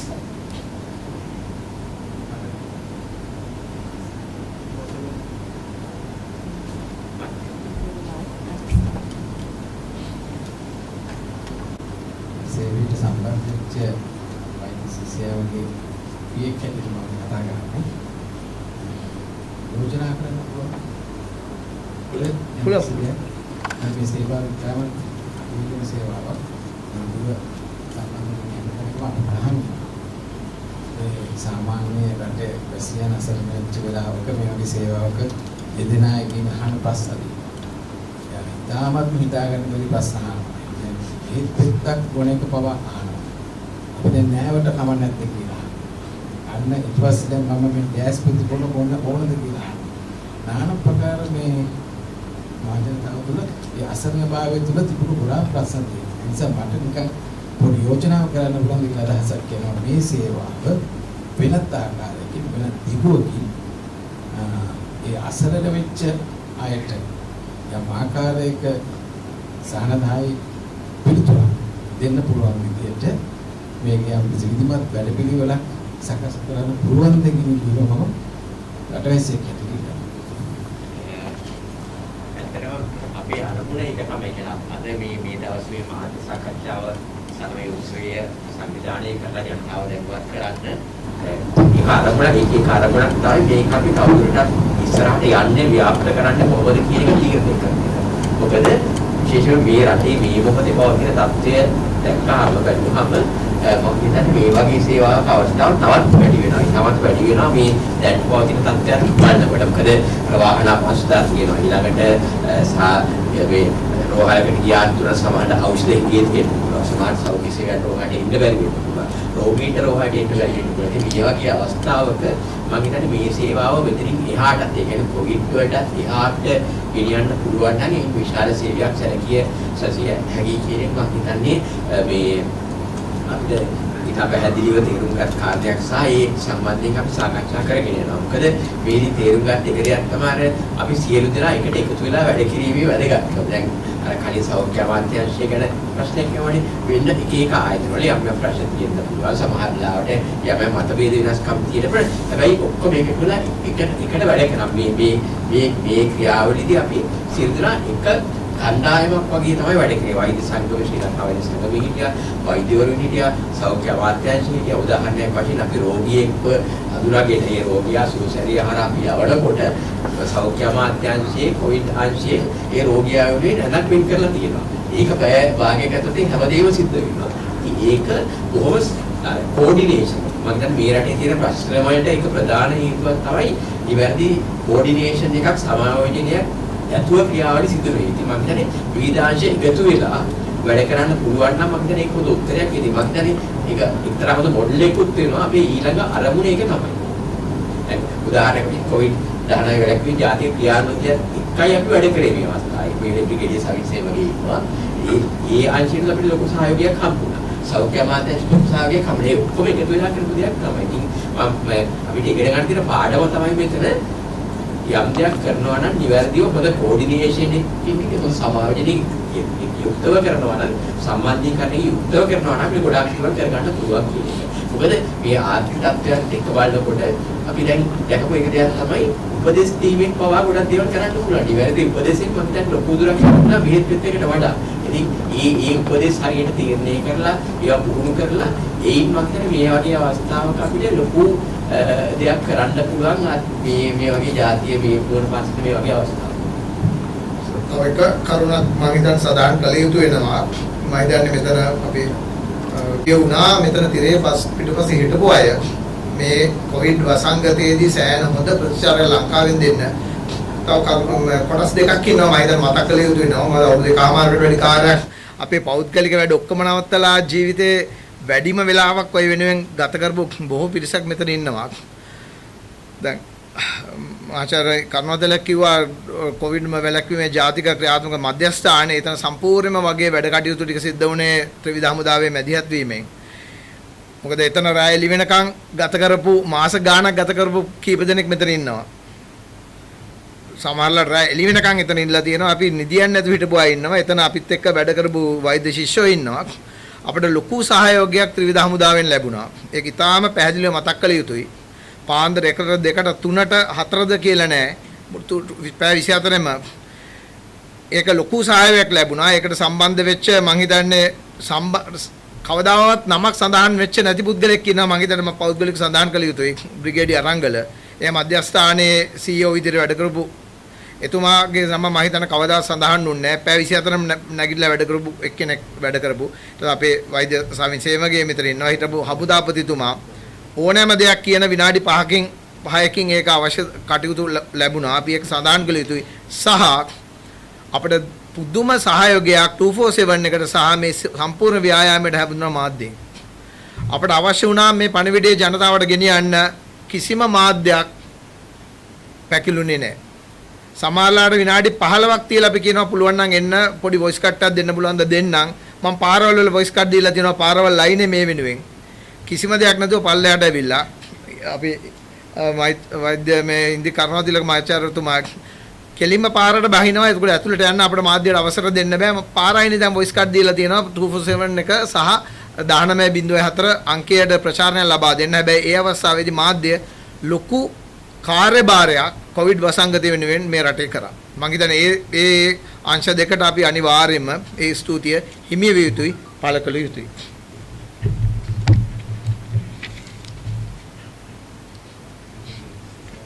ඔව් ඒකම මම හිතන්නේ අවසාන වශයෙන් මට මේ සම්බන්ධයෙන් අපිට සහායක දුන්න හැමෝටම ස්තුති කරනවා. ඇත්තටම මේ සියලුම මේ ජම්ගම දුරකථන සේවාවල් මොබිටල් ආයතනයේ සහ වෙනත් දුරකථන සේවාවලුත් 247 වලට සම්බන්ධයක් අවසාන කාලේ අපිට ලොකු සහයෝගයක් දුන්නා. ඒ හැමෝටම ස්තුතියි. සහ මේ පණිවිඩය අපි ගෙනිච්ච නැතුණාට ජංගම දුරකථන ගෙනිච්ච නැතුණාට කටින් කට ගෙනිච්ච මේ රටේ ලොකු මහ ජනතාවයක් හිටියා. ඒ අයට සියලුට ස්තුතියි. ඉදිරියටත් ඒ සහයෝගය අපි සෑම දෙනාගේම බලාපොරොත්තු වෙනවා ඉදිරියට ගෙනියන්න. සුවසැරිය ගැන කිව්වා ඉතින් මම කියන්න බලාපොරොත්තු වෙන්නේ නැහැ. මං හිතන්නේ රෑ එළි වෙනකන් සමහරලාට පාන්දර 2ට 3ට සෝහන්ට කතා කරනවා. මම එක කතාවක් කියලා මම නවත්තන්න. මං හිතන්නේ ඒක සෝහන්ට මතක ඇති. මම හිතන්නේ මේක පොතක් ලියන්න පුළුවන් කරුණු අපි පිටිපස්ස තියෙනවා. රෑ 12ට නැත්නම් 1ට දවසක් මට තාම මතකයි තැන අකුරැස්සටත් එහා කුඩා ළමයි දෙන්නෙක් එක්ක තාත්තා කෙනෙක් හිටියා. එක ළමෙක්ට හොඳටම අමාරුයි. පාරකින් සෑහෙන ඇතුලේ අම්මා එනකොට හිටියේ කරාපිටිය රෝහලට ඇතුළත් කළා. සෝහන් මතක නැහැ. ඊට පස්සේ සුවසැරිය අපි රෑ ගෙනිච්චට පස්සේ දැන් එක ළමෙක් දෙන්නම ගෙනියන්න විදියක් නැහැ. එක ළමෙක්ට රෝගී නැහැ. එක ළමෙක්ට රෝගී තාත්තා විතරයි.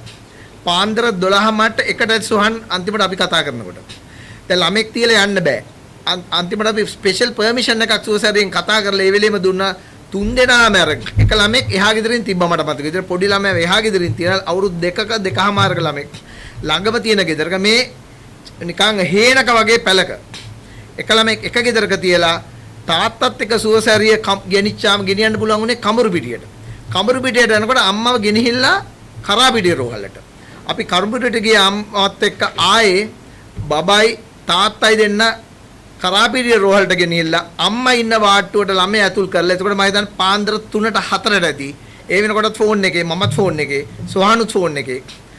ඊට පස්සේ මම හිතන්නේ සවිනුත් හිටියා ෆෝන් එකේ දා රෑ එළි වෙනකන් බ්‍රිගේඩියර් සවින් ඉඳලා ඊට පස්සේ ආයේ දැන් පොඩි ළමයා ගෙදර තියලා ගිහිල්ලා තියෙන්නේ කරන්න දෙයක් නැහැ. ආයේ සුවසැරියෙන් නැවත වරයක් ළමයා අම්මා ගාව තියලා තාත්තව අකුරැස්සේ ඇතුලේ මහ පාරකට කිට්ටු නැති තැනක ඊටාම කුඩා පාරක ගිහිල්ලා පාන්දර 4:00 නැත්නම් 5ට තාත්තව ආයේ අර කුඩා ළමයා බාරකාරත්වයට ගන්න යවුවා. ඒ වගේ ඊටාමත්ම අපි මිනිස්සු නොහිතන දේවල් මේ තිරේ පිටිපස්සේ වුණා. මම ඒ කතාව කියලා අපි නවත්තමු.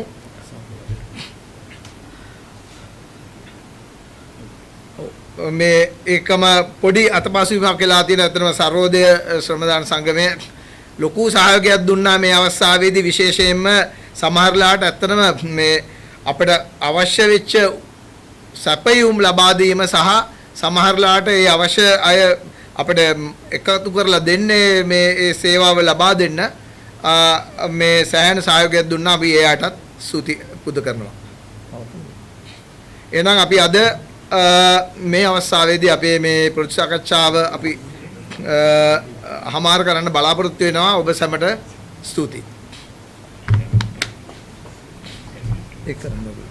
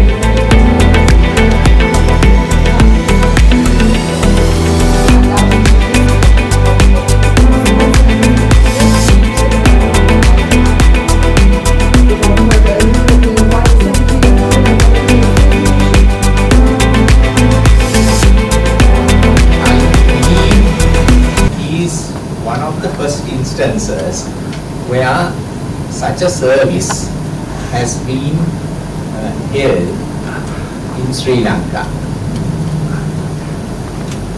And I would like to on behalf of the Sri Lanka Medical Association, I would like to welcome all those who made this service a success.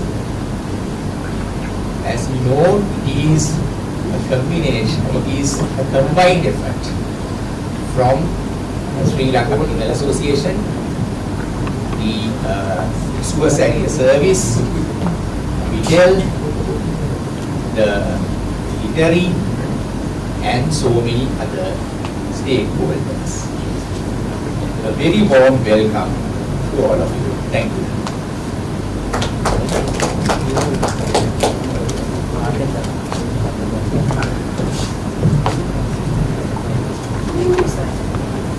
Now I invite Karunatiraga, past President of Sri Lanka Medical Association and Professor in Medical Education at the Faculty of Medicine, University of Colombo, who played a key role in this great initiative to share with us the journey of DOCPOL 24/7 conception. Good morning to all of you. So, I will briefly share the journey that we have done so far related to the 247 point. Actually, the 247 started several years ago, initially under the President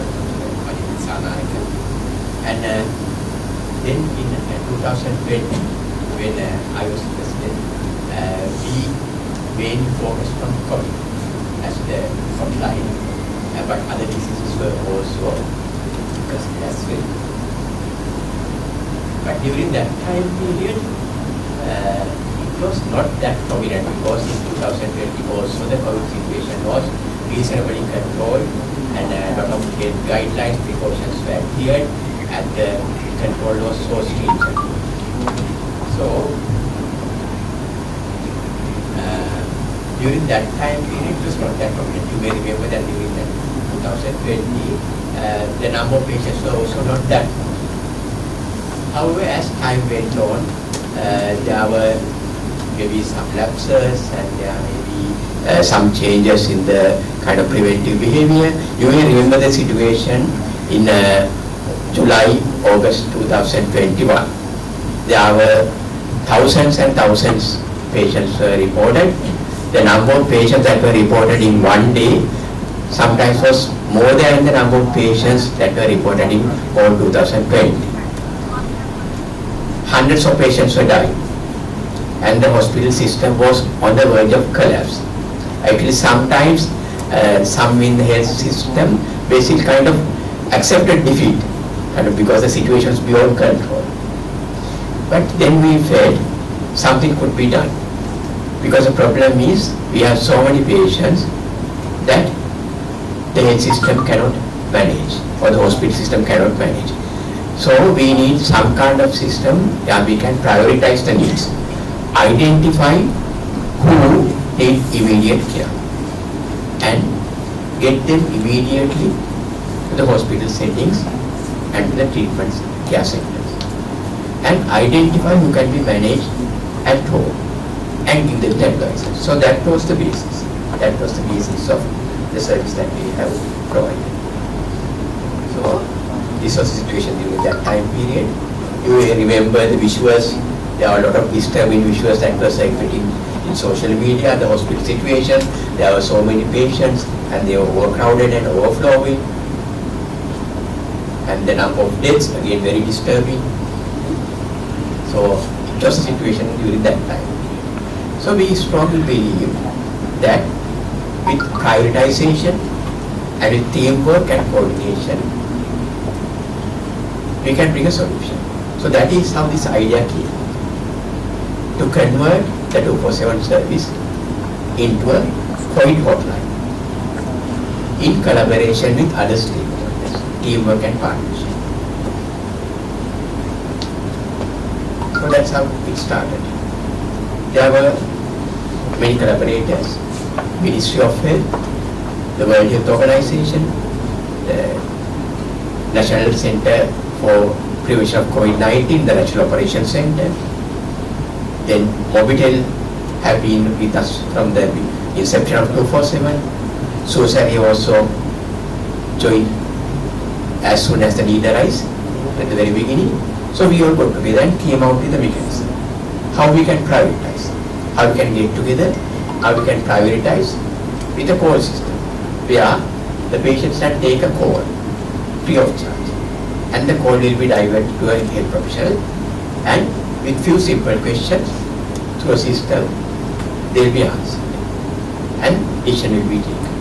And this system was working in collaboration with the 1904 SMS system that was actually operationalized. The idea initially was from Dr. Sabi. It was operationalized from the National Center for the Prevention of COVID-19, and from our side, from SLMA 247. So after a lot of discussion, there were a lot of discussions, there were a lot of concerns expressed whether this is doable, whether it is practical, would there be a lot of problems. So after all these discussions, this integrated system came into being. So with this collaboration, the 247 system where the patients could call, and after triage, then we take a decision whether the patient can be managed at home, by the intermediate care center, or do they need immediate transfer to society. And then there was an integrated system with the 1904 with the National Operations System, which was working day and night. A system was formed within very short time period. There were volunteers, all for volunteers came, and hundreds joined, and we end up with a team of doctors and medical students that was 4,500. Then the system from Mobitel came, a very efficient SMS system, where with an efficient call system, where with one call they will be immediately directed to a professional, and then they can give advice. Then there was a WhatsApp group discussion system, where in case you need the expert opinion, there were expert groups where the question will be diverted, and then the answer will be given, and the health professionals can call back. And whenever the specialist help is needed, that's also there. And whenever there was an emergency, they will be immediately identified, and then there will be coordination with the National Operations Center and then the source area, so the patient will be taken, and at the same time, for the Ministry of Health, there will be a bed allocated in the relevant center. So that's how it worked, and so many people contributed, worked day and night, and there was support from other sectors also. For example, doctors from overseas, they joined, because this was a 24-hour service, and during the early morning hours, where our students basically practically on call, the calls were coming during the early morning hours also, and they were basically diverted for advice for overseas Sri Lankan doctors who are ready to advise, because that's how we maintain the 24-hour service, because they were up during that time period due to the time differences. So it was very coordinated effort from all the sectors. And this shows from where the calls were coming, the high density area. So it was a very sophisticated technology also. There's a GPS system, high technology, sophisticated technology, and the collaboration and integration with source area, with the Ministry of Health, all these with the SMS system. Similarly, 1904 was also very efficient SMS system. So this showed how collaboration, teamwork, volunteerism, and also technology, when combined, what can be done. And within very short time period, the results were evident. Now, specialists like Dr. Ananda Vijayvikram, they were informing us, within short time, they could see a visible decline in the number of patients who were admitted, and visible decline and controlling the situation. We do not intend to claim the complete credit for this. There were so many people who were involved, and also the vaccination program, the health education, the media support, everything coming together. So there was a clear decline. You can very clearly see how the number of calls came into a peak, okay, and it came down. And also the number of ambulance transfers came into a peak, and gradually the situation was under control. So far we have made about 1,600 ambulance transfers, all of it genuine transfers, and probably at least 1,600 lives saved. So that is how this service has basically served the nation and improved. And there was a lot of support from media, and there are a lot of research publications that has shown how efficient this service was. And similarly, we have published guidelines and then different flow charts and guidelines that will help the management. And we actually came up with the help of all the experts, including Dr. Ananda, Dr. Shirani, and Professor Neelika, then others, including Dr. Mahendra Ikanak. We came out with a very efficient home management system where the basic advices are basically very simple, like stay at home and self-isolation, good hydration, good rest, simple analgesics, and avoid unnecessary use of antibiotics, so on and so forth. And if there is, in case of emergency, immediately seek medical attention. Like that, we came out with a very simple but very efficient mechanism. So that is how it worked. And the statistics have shown that in this integration, this collaborative work has really worked. I think that's the main message that we can take. Everyone worked so hard. I'm not going to go into details because so many stories were told. And all this support has actually really given us a model how we can work together, how we can, the Ministry of Health and the Triforces, and then the doctors, medical students, the international community, international organizations, voluntary organizations like Sarkodia, then technology coming in, Mobitel and other telecommunication partners, Suezari, all these coming together in an integrated mechanism. How this has worked, I think that could be the model that we can think of.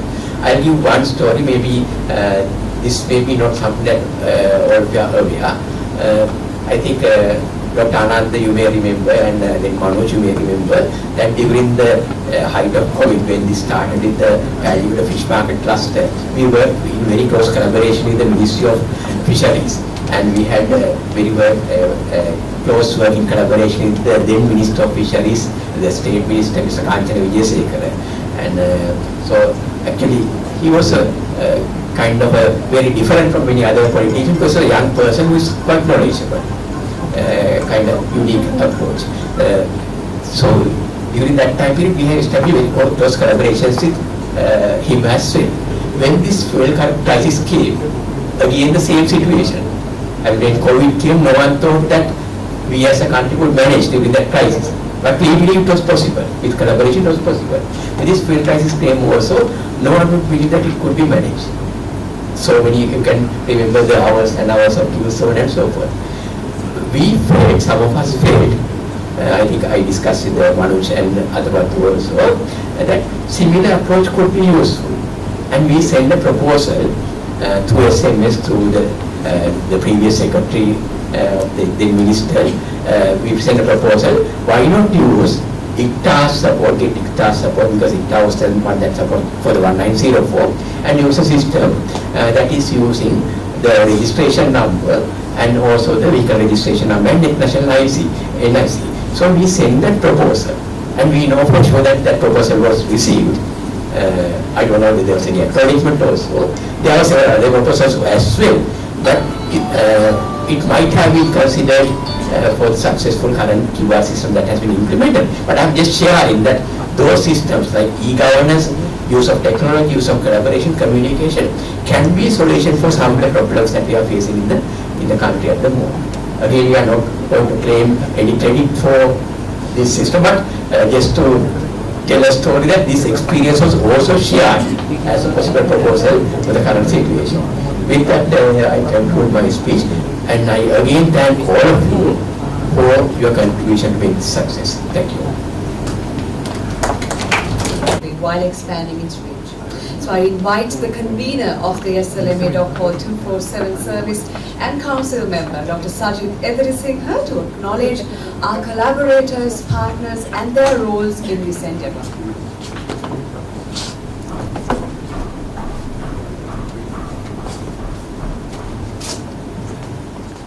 So since there are medical and non-medical people at the audience, I conduct my speech in Sinhala, so that will give a better impact on what I'm going to say.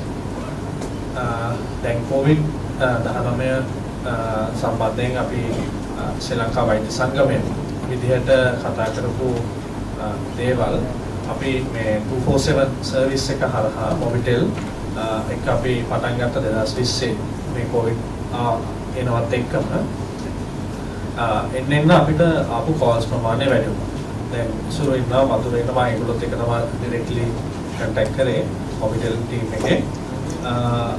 දැන් අපිට ආපු calls ප්‍රමාණය එන්න වැඩි වෙනකොට මම හිතන්නේ ඉසුරුටයි වතුරටයි මම මොනවටත් වඩා වද දීලා ඇති. මේ සර්විස් එක මේ විදිහට ඕනේ අපිට මේ කම්පෝනන්ට්ස් ඉන්ක්ලූඩ් වෙන්න ඕනේ. එහෙම කියලා හැබැයි ඒක දවසක් දෙකක් යනකොට ටෙක් ටීම් එකත් එක්ක කතා කරලා ඒගොල්ලෝ කළා.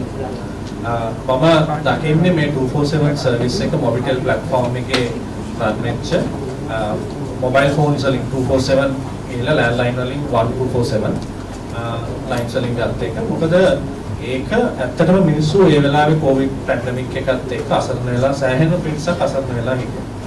අපිට එන්න කෝල්ස් ප්‍රමාණය වැඩි වුණා.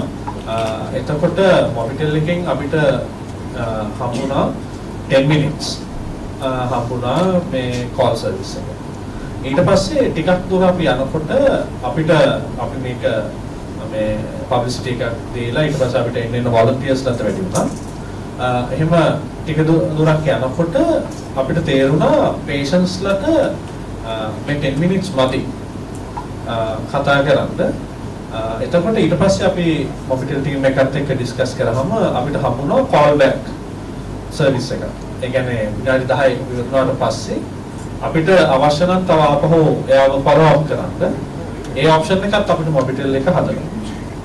එතකොට අපිට ගෙදර ඉඳලා අපි මේ අර ඉස්සෙල්ලා අපි කතා කරා වගේ 80% මේ පේෂන්ට්ස්ලා අපි ගෙදර ඉඳලා ගොඩක් වෙලාවට මැනේජ් කරන්න පුළුවන් ලෙවල් එකකට ගෙනවා. මොකද උනන මතක ඇති පහුගිය ජූලි අගෝස්තු වෙනකොට අපේ හෙල්ත් සිස්ටම් එක කොලැප්ස් ලෙවල් එකකට ආවා. මේ ડોක්ටර් කෙනෙක් ඉස්පිතාලට ගියා බෙඩ් එකක් නැති වෙන තරමට. ඇත්තටම මම දකින්නේ මේ මොබිටෙල් 247 සර්විස් එක ඔයගොල්ලෝ සර්විස් එකක් විදිහට නෙට්වර්ක් සර්විස් එකක් විදිහට දුන්නත් නමුත් ඒක ඇත්තටම ලංකාව වෙනුවෙන් කරපු පිනක්. මේ මොකද ඒක මම කියන්න ඉස්සරහට එනකොට ඊට පස්සේ අපි දැක්ක අසාධ්‍ය පේෂන්ට්ස්ලා අපිට මේ වෙලාවේ එන්කවුන්ටර් වෙන්න ගත්තා. එතකොට අපි සොහාන්ලා එක්ක කතා කළා 19.1990 මේ සුවසැරිය මේකට ඉන්කෝපරේට් කරගන්න. ඒ වගේම අපිට පුළුවන් වුණා ශ්‍රී ලංකා වෛද්‍ය සංගමයේ විදිහට 19.90 සර්විස් එකත් එක්ක අපිට MOU එකට යන්න. අපි මේ අවුරුද්දේ කාපු රෙනියු කරන්න ඕන. මොකද ඒකෙන් අපේ 247 සර්විස් එක හරහා අපිට හම්බෙච්ච පේෂන්ට්ස්ලාට ඉක්මන් සර්විස් එකක් කාපු කෝල් බෑක් සර්විස් එකක් සහ ට්‍රාන්ස්ෆර් කරන්න හම්බුණා. මොකද ඒ දවස්වල වුණ මතක ඇති සෝසරියට කෝල් එකක් ගත්තොත් ඒ මොකද හැමෝම දැන් බය වෙලා තියෙන සිටුේෂන් එක හැමෝම කෝල් කරනවා ඇම්බියුලන්ස් එකක් ගෙනගෙන කෝල් වේටිං ටයිම් එක පැය 2 නැත්නම් පැය 3 ගිය වෙලාවක් තිබ්බා. හැබැයි අපේ 247 සර්විස් එකේ තමයි less than 10 minutes අපේ 10 to 15 minutes ඇතුළත හැම කෝල් එකම ආන්සර් වෙනවා. මිස් කෝල් එකක් එනවනම් ඒකත් අපි කෝල් බෑක් සර්විස් එකෙන් ආන්සර් කරනවා. එතකොට කිසිම patient කෙනෙක් මිස්සුන්නේ නැහැ අපිට. ඊළඟට අපි දැන් calls අපි 70000ක් කියමුකෝ අපි ආන්සර් කරලා තියෙනවා. නමුත් එතන අඩුම ගාන එක පවුලක 4 දෙනෙක් يعني අම්මා තාත්තා දුව පුතා ගත්තොත් එහෙම ඒ අපි මේ සර්ව් කරපු කමියුනිටි එක ගත්තොත් ඒක 4 ගුණයකින් නැත්නම් 5 ගුණයකින් වැඩි වෙනවා. මොකද අපි ගෙවල් වල ඉන්න හැමෝගෙනම අහනවා. දැන් අම්මට කොහොමද තාත්තට කොහොමද දැන් වෙන ගෙදර වෙන කවුද ඉන්නේ ඒ වගේ. ඊට පස්සේ මේ සර්විස් එක පැතිරෙන්න ගත්තට පස්සේ මේ මොකද අනිත් ලයින්ස් වලට ගන්නවා කවුරුත් ආන්සර් වෙන්න එක කෝල් එක ඩයිවර්ට් වෙනවා මොකක් හරි. දැන් ඊට පස්සේ මේ වෙලාවේදී ඔයගොල්ලෝ මතක ඇති ලොක්ඩවුන්ස් වලට ගිය වෙලාවල් වලදී සමහර දුප්පත් අසරණ පේෂන්ට්ස්ලාට සමහර කට්ටියගේ රස්සා නැති වුණා සමහර කට්ටියට එදා වෙල හොයා ගන්න කැම ටික නැති වුණා. එතකොට මේගොල්ලෝ කවුරු හරි දැන් පිළිසර දැන් ග්‍රාම සේවක සමහර වෙලාවට ඒගොල්ලොත් බිසි PHIලත් බිසි කෝල්ස් ආන්සර් වෙන්නේ නැති ලයින් එකකට ගියා. එතකොට ඒගොල්ලෝ සමහර පේෂන්ට්ස්ලා මේ 247 සර්විස් එකට කතා කරලා ලෙඩක් ගැන නෙමෙයි යහුවේ අනේ සර් අපිට පුළුවන් නම් බඩු වලක් ගෙනත් දෙන්න අපිට මෙතන මේ ප්‍රශ්නයක් තියෙනවා අපිට ඛණ්ඩනය. අපේ ගෙදර 4 දෙනෙක් ඉන්නවා 5 දෙනෙක් ඉන්නවා අපිට ඛණ්ඩනය. අන්න ඒ වෙලාවේ තමයි අපි ડોક્ટર විනයාරත්නත් එක්ක කතා කරලා සර්වෝදය මේකට ජොයින් කරගත්තේ. අපි ඒගොල්ලෝම නෝට් කරලා ડોક્ટર විනයාරත්න අපිට එක්ස්කියුස් කරලා ගියා මේ සර්ට වයිස් චාන්සලර්ත් එක්ක මීටින් එකක් තියෙනවා කියලා. මේ අන්න ඒ වෙලාවේදී අපි සර්වෝදය හරහා ඒ අදාළ most needed කට්ටියට ආහාර මණු පවා බෙදා දීමක් සිදු කරනවා. මේක ඇත්තටම මාංශීය මෙහෙයුමක් තමයි අපි ගෙනිච්චේ. ඒ වෙලාවේ යනකොට අපි දැන් ජුලයි ඕගස්ට් වෙනකොට ගිය අවුරුද්දේ ඩෙල්ටා වේව් එකේ එද්දි අපිට National Operation Center එක COVID-19 අන්න ඒ සර්විස් එක 1904 සර්විස් එකත් එක්ක බ්‍රිගේඩියර් අරංගල බ්‍රිගේඩියර් සවින්සෙමගේ ඒගොල්ලොත් එක්ක අපිට කොලැබොරේට් ප්‍රොසෙස් එක මේ පොලිස් ඉන්දිකාමාතිලක වෙනවා වගේ මේ අපි කොලැබොරේටිව් ප්‍රොසෙස් එකකට ගියා. එතකොට patients ලට SMS එකකින් අපිව contact කරන්න පුළුවන්. එතකොට අපි 1904 එක හරහා call කරනවා. ඒ වගේම call එකක් ගන්න පුළුවන් කට්ටියට අපිට directly කතා කරන්න පුළුවන්. මොකද මේ service එක totally free. එතකොට එහෙම අපි මේ service එක continue කරගෙන ඉස්සරහට යද්දී අපිට එන calls ප්‍රමාණය එන්න වැඩි වුණා. මේ service එකේ හිටපු කට්ටිය සමහරලාට අපිට ගෙදරින් එන call එකක් answer කරගන්න වෙන්නේ. අපි එක call එකක් answer කරලා phone එක තියෙනකොට තව miss call 4-5ක් තියෙනවා. එච්චරට line එක busy වෙලා calls එන මොකද අර hunting system එකකට මේක යනකොට. අන්න ඒ වෙලාවේදී අපිට ලොකු උදව්වක් වුණා අපේ වෛද්‍ය ශිෂ්‍යයෝ. මොකද අපි මේක ට්‍රේනින් එක්සර්සයිස් එකක් විදිහට අපි ප්ලෑන් කරේ. ඒ ළමයින්ට තව එක්ස්පීරියන්ස් එකක් ගන්න ඩිස්ටන්ට් ලර්නින්ග් සහ ඩිස්ටන්ට් කමියුනිකේෂන් මේ ටෙලිමෙඩිසින්. ඉස්සරහට අපි ටෙලිමෙඩිසින් කමියුනිකේෂන්ස් වලදී කොහොමද විනාඩි 10ක් ඇතුළත ඔයාට අවශ්‍යම ප්‍රශ්න ටික අහලා අත්ගාල ඩිසිෂන් එකක් කරලා මේ patient ගෙදර තියලා මැනේජ් කරන්න පුළුවන්ද? එහෙම නැත්නම් මේ සුවසැරියට කතා කරලා හොස්පිටල් එකට යවන්න පුළුවන්. ඒකට අපිට විශාල සහයෝගයක් වුණා. මෙඩිකල් ස්ටුඩන්ට්ස්ලා අපිට 1000කට එහා පැත්තේ මෙඩිකල් ස්ටුඩන්ට්ස්ලා මේ ප්‍රමාණයක් අපිට විවිධ අවස්ථාවලදී සහයෝගය දුන්නා. මොකද ඒගොල්ලන්ට මේක ටීචින් එක්ස්පීරියන්ස් එකක්. ඒගොල්ලන්වත් අපි අද ඇගීමකට ලක් කරනවා වැඩිම කෝස් ප්‍රමාණය ගත්ත අපේ ස්ටුඩන්ට්ස්ලා. ඒ වගේම මේකෙදි අපි අර ඉස්සෙල්ලා මේ ප්‍රොෆෙසර් MCQ වගේ අපි මේ වෙලාවේදී සමහර අවස්ථා තිබ්බා අපි සුවසැරියත් එක්ක කතා කරලා ස්පෙෂල් පර්මිෂන් අරගෙන out of the track ගිහිල්ලා patients ලාව ඩයිවර්ට් කරා. මම තන කියන්නේ නැහැ. සෝන්ට නැත්තම් ප්‍රශ්නයක් ඉස්සරහට. එක අම්මා කෙනෙකුට අපි රෑ 12ට එකට ඒක මැනේජ් කරගත්ත එක අම්මයි ඒ දුවයි හොස්පිටල් එකකට ඇඩ්මිට් කරලා කොහමද මේ patient ව ට්‍රාන්ස්ෆර් කරලා තියෙන LRH එකට. එතකොට අම්මයි දුවයිව තව ගෙදර ඉන්න තාත්තයි තව පොඩි දුවකුයි දැන් දුවට දෙවෙනි ගෙදර ඉන්න එක්කෙනාට අසනීප දැන් එයාව යවන්න විදියක් නැහැ දැන්. එතකොට අපි සෝහන් එක කතා කරලා ඇම්බියුලන්ස් එකේ අර ඉස්සර කිව්වා වගේ තාත්තමයි දුවයි දෙන්නම දාගෙන LRH එකට ගෙනල්ලා දෙවෙනි දුවත් LRH එකට මේ කළා ආපහු ඒ රිටර්න් යන ඇම්බියුලන්ස් එකේ තාත්තව ආපහු ගෙදර යවපු වෙලාවල් අනන්ත අප්‍රමාණ තිබ්බා. අන්න ඒ ලෙවල් එකකට අපි out of the track ගිහිල්ලා මේ සර්විස් එක මේ ඔක්කොම තනි පුද්ගලයෙක් විසින් කරපු එකක් නෙමෙයි. අපි හැමෝම එකතු වෙලා කරපු එකක්. එතකොට මොබිටෙල් ඒ වගේම සුවසැරිය සර්වෝදය අපේ මෙඩිකල් ස්ටුඩන්ට්ස්ලා මේ හැමෝම එකතු වෙලා කරමු. මොකද මේක අපි ඇවිල්ලා අපි ඊළඟ ජෙනරේෂන් එක තමයි ට්‍රේන් කරන්නේ.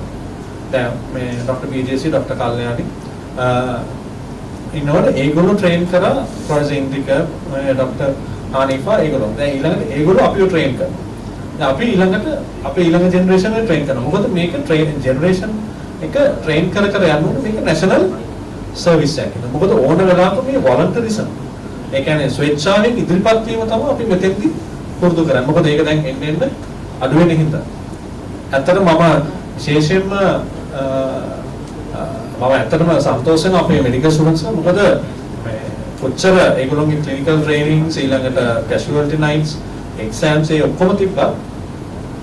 මේ කෝල්ස් 1000කට එහා පැත්තේ ආන්සර් කරපු අපේ ළමයි හිටියා. ඒ කියන්නේ ඇත්තටම ඒක සර්විස් එක කරනවා. මොකද කිසිම දෙයක් ඒගොල්ලන්ට හම්බෙන්නේ නැහැ ඉන් රිටර්න්. මේකේ ඒගොල්ලෝගේ මේ වෙලාවේ ඒගොල්ලෝගේ ෆෝන් එකේ බැටරි එක ඒගොල්ලන්ට ගෙදර අම්මලා තාත්තලාත් එක්ක සාමාන්‍යයෙන් කතා බහ කරලා ඉන්න තියෙන වෙලාව. දැන් ඒකෙන් මම හිතන්නේ ඕගොල්ලෝ ලොකු දෙයක් ඉගෙන ගත්තා ඕගොල්ලෝගේ ක්ලිනිකල්ස් වලට. ඒ වගේම මේ ලංකාවට ඕගොල්ලෝගේ සේවය අත්‍යවශ්‍යම වෙලාවක ලබන දීපු මේ කාරණය.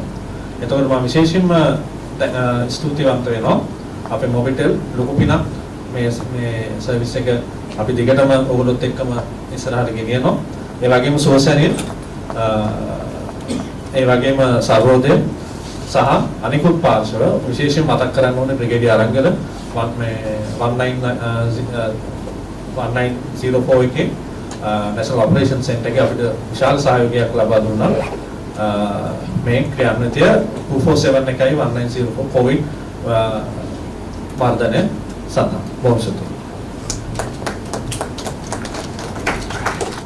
Now I invite Mr. Damitu Kirti Singhal, the SLMA manager at Mobitel, to share their experience in this collaboration.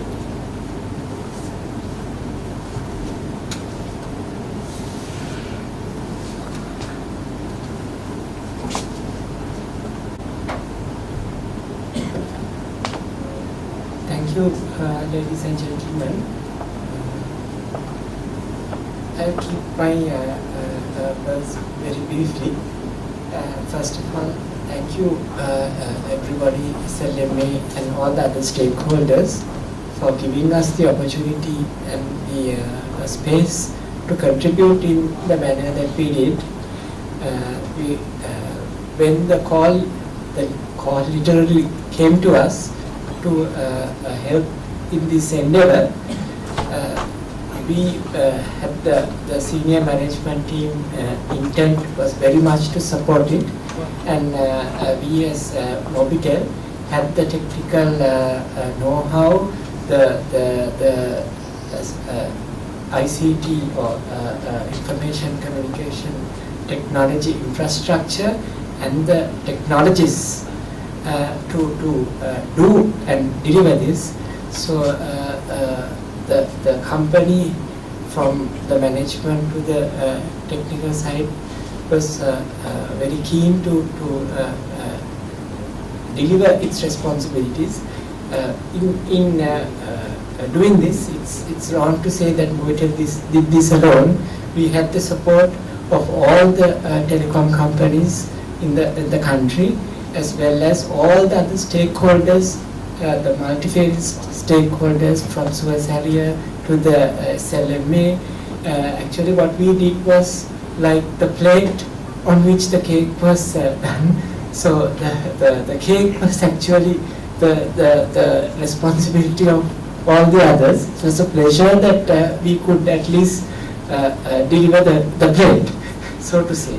So we have only a very a small part of the credit, but indeed it was a pleasure for us and a personal satisfaction to have been able to deliver this.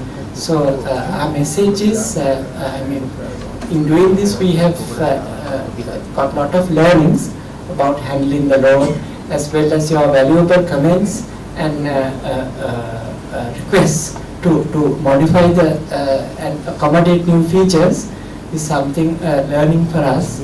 So that is a permanent learning for all of us, all the stakeholders, including ourselves at Mobitel. So we are committed and to be partner in such endeavors in the future as well. That's the few message that I want to convey to you. Thanks everybody, and thanks especially so much to the medical community and of course the Suez area team, as well as the wider community of COVID Operation Center and Ministry, and everybody involved in the team. So actually the benefit and the statistical improvements that you saw was for that the credit always goes to the other parties. We just did the plate, but again, once again, we are happy to have done that, and any future requirement to deliver a plate or a cup for the literal cup of tea that would come someday. We are committed from the business side as well as from the technical side to deliver. So thanks very much for your support and giving us the placing the trust on us to partner in this endeavor. And once again, wish you all the best and take a pat on the back for the good work done. Thank you everybody. To invite Mr. Dumita Ratnayaka, the chairman of the Suvasari Ambulance Service, to share their experience with the SLMA Call 247 service.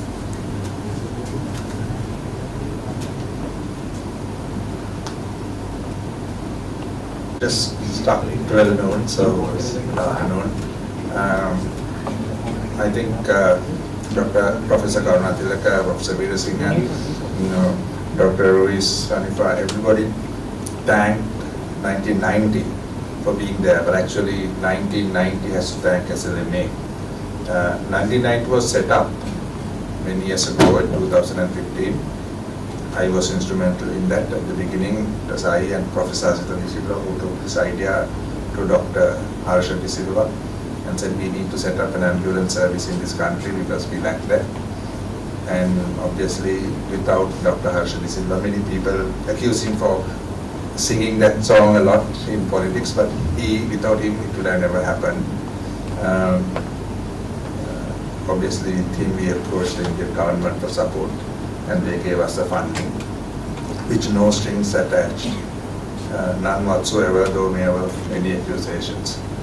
A very senior advisor to the then Prime Minister asked me when I was talking this, when you set up a free ambulance service, all those private ambulance services which are there charging, people would have to shut down.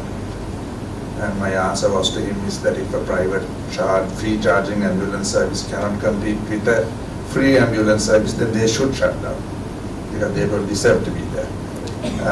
But suicide year 1990 obviously came. We learned a lot. We had a lot of help from the medical community.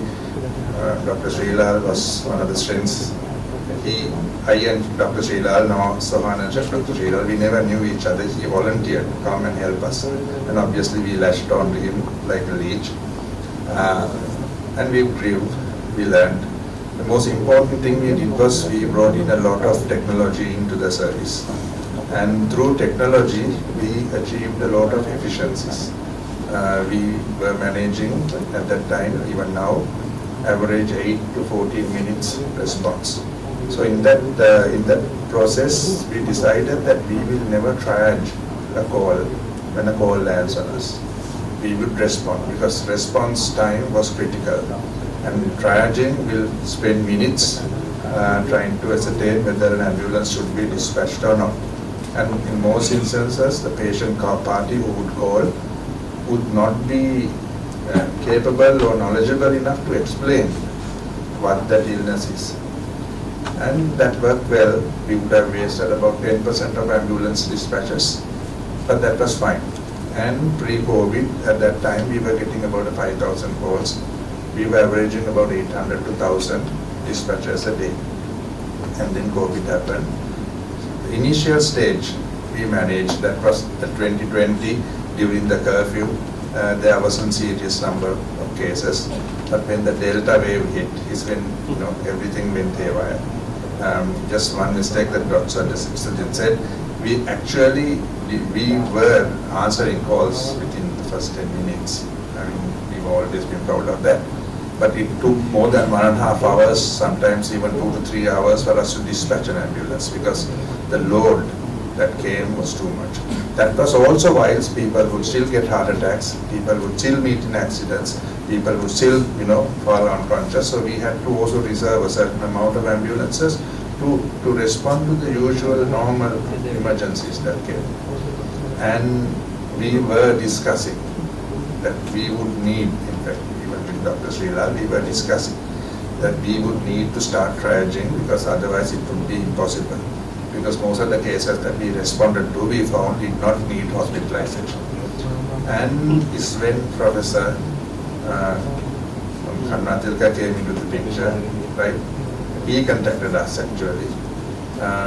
And then we went with this project with 247, joining hands with SLMA. I think that is an amazing collaboration. An amazing collaboration that I think somebody should do a PhD thesis on. Because I'm not sure whether anything like this has happened anywhere else in the world. Technology, telecommunication companies coming forward, the media, the the ambulance service, the SLMA, and this was all volunteers, the doctors who volunteered. So going from that, I mean, now with the current economic crisis, one of the thing that we decided is that we will even find diesel from the devil, and we will make sure that our service is always afloat. And we did. I mean, we found it. I mean, Sohan as much must be having nightless, sleepless nights. He was worrying about diesel now. We have got the help of the army during the period of General Shavendra Silva. He helped me. We have got support from the Indian government, from IOC, from CPC. Everybody has helped, but we had serious challenges in finding diesel. But we never ever stopped sending an ambulance saying we do not have diesel. Our case load went from about 1,000 cases to 1,600 to 1,700 a day, because people were finding alternate transport was not available. And we were again struggling, because at that point sometimes the response times were bad, and we were actually talking, and I think there was a few discussions with Professor Karnatilaka also whether we could again go into triaging using this service, because in a situation like that triaging becomes important, because you don't then miss those important serious cases, and you can, so two things, you can save money, or you can save those precious food diesel, or otherwise also make sure that we don't lose a life because we send an ambulance to a non-emergency situation. I mean, Sohan, correct me if I'm wrong, we run something like 30,000 kilometers with ambulances daily. We use about 2,500 liters of diesel daily. That's the current situation that we need. So it's a lot. So other than during the 3 days, 8th of July, 9th of July and 10th of July, when the government completely stopped the fuel distribution in the country to prevent people from coming to Colombo, when we had to actually put a few of our ambulances out of service because we just had no way to find diesel, we have always made sure that the ambulances are there. So, but most of all, what we learned from our relationship with 247, it was also a rocky road, I would say, but that was fine. Dr. B.J.C. Ferreira, with all his experience and knowledge, came in to save that relationship. I think we should take this forward, because as we saw, we had a COVID pandemic, so I don't think, hopefully, that never there be a pandemic of that nature again, maybe in our lifetime. But then we have this whole issue about the economic crisis, so we don't know what will hit us tomorrow. And holding hands together in this situation, in a situation like that, is, I think, what we can do for the people of this country. Just one thing that I want to tell you, Dr. Veer Singh, you told the story about how you and Sohan and all of you went, to save that family. Every day we have 2 or 3 similar stories. Every day. Our staff sometimes relay their stories to me. Every day we have 2 or 3 such stories, and every day we end up saving at least 5-6 lives that would have otherwise been lost if not for us. So this is what keeps us going, and this is what I have an amazing CEO. The man will work, sometimes never sleep. He also has a lovely wife who accommodates it. See, that is the most important thing, right? But because of that is what the service is. And actually I have a great team, I have a great staff. Everybody is committed, it's not just one person. I run that service with just 30 administration staff. We have almost 1,500 employees, 300 ambulances. A lot of technology is used to bring in efficiency. So one thing I also want to teach the government is that we can be efficient if we want to be. But more importantly, collaborations like this is what makes us. And so thank you very much. We have actually created a relationship that should take the medical service of this country far, far, far. Thank you.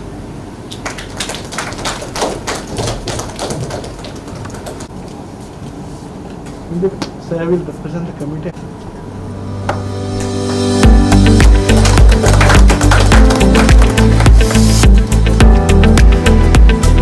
You are saying